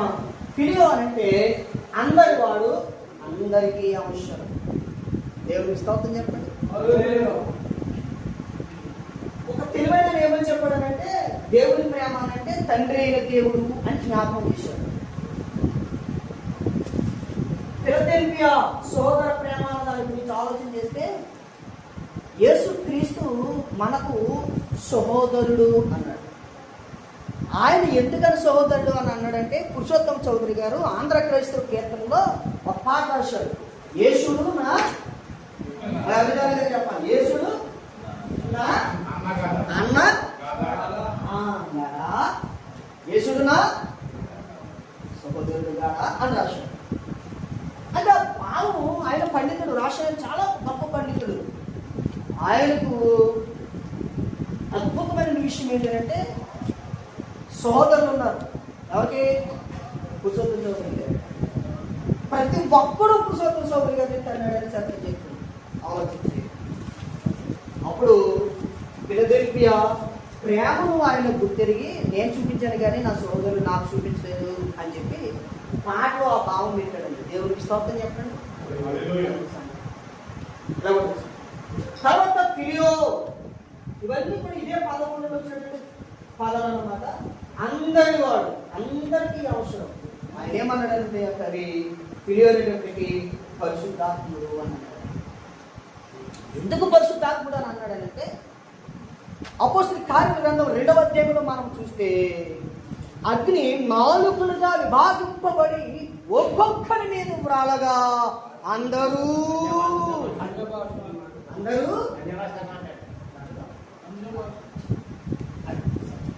కనుక ఇది మనకు చాలా ప్రాముఖ్యం. అందుకబట్టి దేవుని యొక్క వాక్యంలో సహోదరులారా ఒకరినొకడు బుద్ధి పెట్టుకుని వందనములు చేయండి అని ఉంది. ఇప్పుడు మరి క్రీస్తు చెప్పింది ఏంటి? యేసు ప్రభు చెప్పింది ఏంటి? యేసు ప్రభు చెప్పింది ఏంటి అంటే వచనం రాసుకున్నాం. లూకా సువార్త 10వ అధ్యాయం 5-6 వచనాలు. ఎవరైనా ఒక చదవండి. ఇదే లూకా సువార్త 24వ అధ్యాయం 36వ వచనం. యోహాను సువార్త 20వ అధ్యాయము 19వ వచనం.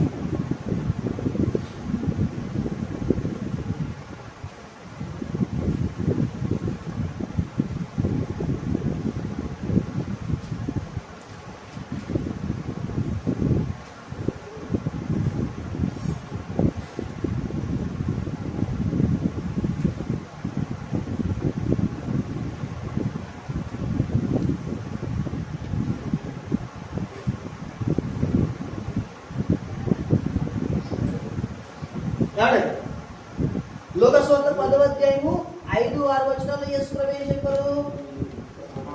చదవండి, చదవండి. ఎవరో ఒక చదువు సహాయం చేయండి. లూకా సువార్త 10వ అధ్యాయము 5-6 వచనాలు. మా ఏలియా గారు చదువుతారు. చదవలేదు గారు, చదవాలి ఆ మాట ఖచ్చితంగా. లూకా సువార్త 10వ అధ్యాయము 5-6 వచనాలు. మీరు ఏ ఇంటిలో ప్రవేశించినప్పుడు ఆ ఇంటికి సమాధానం కలుగు కాదని మాట్లాడుకుని సమాధాన పాత్రుడు అక్కడ వేరేడు రా, మీ సమాధానం అతని మీద వేరేడు రా, మీకు తిరిగి ఉంటుంది. యేసు ప్రభు చెప్పింది ఏంటంటే, మీరు ఎవరింటికైనా వెళ్తే ఒక దారిలో కనపడ్డాడు మీ సహోదరుడు అని అంటే, గర్భాస్తి గారు అని అంటే ఉదాహరణకి ఖచ్చితంగా మనం ఏం చెప్పాలంట? మీకు సమాధానము.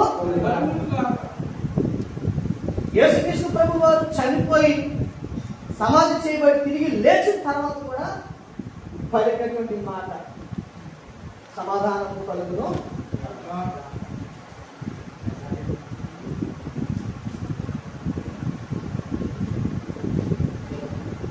ఇప్పుడు ఈ రెండింటిలో మనం ఆలోచించేద్దాం, ఏది కరెక్ట్ అంటారు?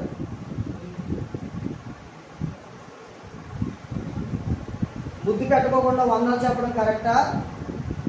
లేదు అనేది కనుక హీబ్రూ మూలంలో ఉన్నటువంటి షలోమ్ సమాధానం ప్రకటించడం కరెక్టా?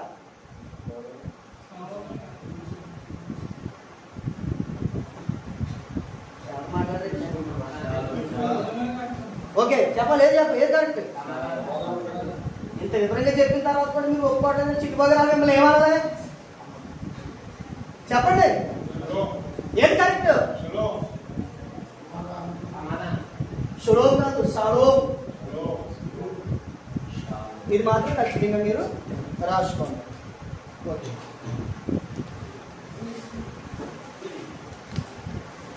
సరే ప్రార్థన చేసుకుందాం. ముగింపులో మనం ఒకసారి యెహోవా గ్రంథమును పరిశీలించి చదువుకోవాలి. గ్రంథమును ఏం చేయాలి? పరిశీలన అంటే ఏంటి? బైబిల్లో లేనటువంటి పదాలు గాబ్రియేలు, నతానియేలు, యోవేలు, మరణాత, గాడిద ఉన్న పదాలు గబ్రియేలు, నతనయేలు, యోవేలు, మరణాత, గాడిద. అంటే పరిశీలించి చదవడం వల్ల మన దగ్గర సంపూర్ణ వివరణ ఉంటుంది. ధర్మశాస్త్ర గ్రంథాలు 5, చారిత్రక గ్రంథాలు 12, కావ్య గ్రంథాలు లేక ప్రజ్ఞ పుస్తకాలు 5, ప్రవక్తలు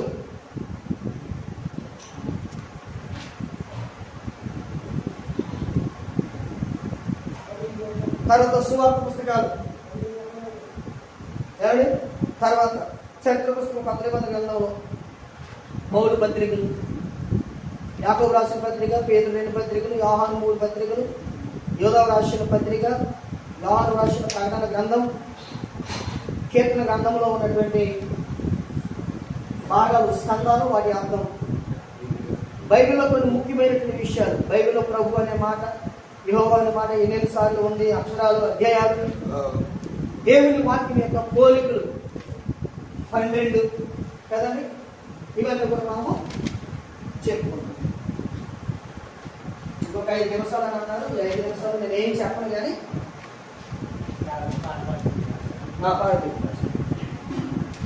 మీరు మనం గతంలో 4 లోకాలని చెప్పుకున్నాం కదండి. ప్రధాన దూతలు 4, గబ్రియలు, మికాయేలు, లూసిఫర్, రఫాయేలు. దిక్కులు 4, తూర్పు దిక్కు, పడమర దిక్కు, ఉత్తర దిక్కు, దక్షిణ దిక్కు. 4 లోకాలు: పరలోకం, భూలోకం, మృతుల్లోకం, కొత్తాకాశం, కొత్త భూమి. దూతలు ఎవరు, వీళ్ళు ఎందుకున్నారు అన్న దాని గురించి చెప్పుకున్నాం గతంలో. మనం మృతుల లోకంలో ఎన్ని భాగాలు ఉన్నాయో మనము చెప్పుకున్నాం. మృతుల లోకంలో ఎన్ని భాగాలు ఉన్నాయో మనము చెప్పుకున్నాం. తర్వాత పరదేశం అంటే ఏంటో మనము చెప్పుకున్నాం. పరదేశం అంటే ఏంటో ఇప్పుడు మీకు ఒకసారి చెప్తాను. పరదేశం అంటే పరమ సుఖాన్ని, శాంతిని ఇచ్చే పవిత్రమైన ఆనందకరమైన ప్రదేశం. దేవుని ఉద్యానవనము లేదా స్వర్గమును ఒక భాగంగా వర్ణించారు. మన మరణానంతరం విశ్వాసులైన వారి యొక్క ఆత్మలు విశ్రాంతి తీసుకునే ప్రదేశం పరదేశం. పరలోకానికి ముందు ఉండేటటువంటిదే పరదేశం. ఇప్పుడు మీరు ఈ మాత్రం రాసుకోండి, మనం ప్రార్థన చేసుకున్నాం. అవేంటంటే పంచభూతాలు. పంచభూతాలు అంటే ఏంటి అసలు అది రాసుకోండి. మళ్ళా తర్వాత సబ్జెక్ట్ మనకు ఏది అవసరం. పంచభూతాలు అంటే ఏంటో రాసుకోండి. వంటమేశ్వరి గారు లేట్గా వచ్చారు. నాకు మాత్రం దిగించేది నాకు ఉంది. పొద్దునే కార్యక్రమానికి వెళ్ళాను. పంచభూతాలు వాటి పేరు: 1 భూమి. భూమిని ఏమంటారు? భూమిని ఏమంటారు చెప్పాలి మీరు. భూమిని ఏమంటారు? ఆరు నెలలు ఉంది కాబట్టి భూమిని ఏమంటారు? పృథ్వీ అంటారు.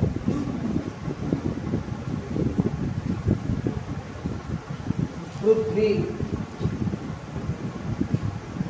తర్వాత నీరు.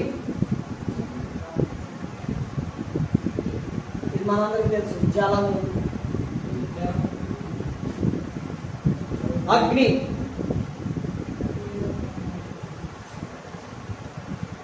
అగ్ని. నిప్పు లేదా తేజస్సు.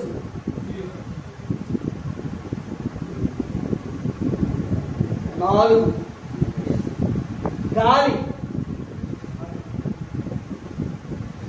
వాయువు.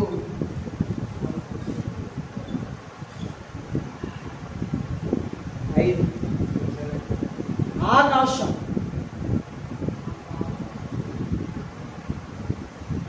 అంతరిక్షము.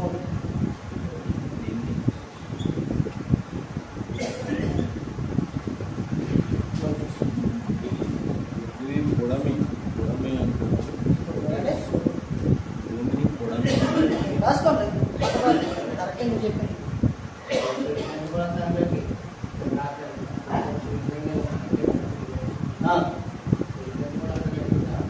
ఇక్కడ రాసుకోండి. అంతరిక్షంకి అక్కడ రాసుకోండి. సూర్య చంద్రుని రాసుకోండి. సూర్య చంద్రుని రాసుకోండి.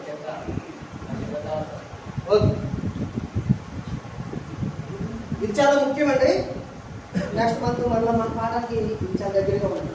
మనం రాక గురించి చెప్పుకుంటాం. భూమి, పృథ్వీ, ఎందుకంటే కూడా మీరు అనవచ్చు.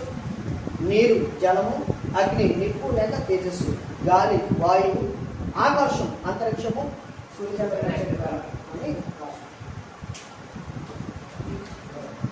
మరో చదువు పాట పాడతారు. ఆకాశానికి డింగి.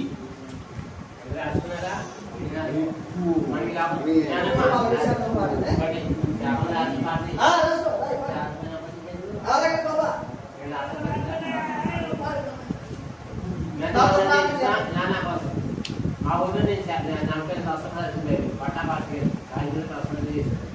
బయట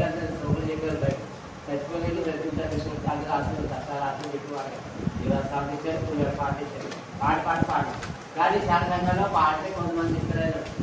మా పాస్పోర్ట్ తీసుకెళ్ళి అన్నట్టు అవుతాడు. పూజ అంటే ఆ దాని చేస్తే నేను మాత్రం అనిపిస్తున్నాను. కానీ ఏంటంటే డబ్బులు కూడా చెప్పారు. అప్పుడు అందుకోకపోతే అడిగారు తండ్రి వాడిని ప్రేమించి వాడు పోగొట్టుకున్నాడు వాడు అలాంటి పాట అది వాడేంటి?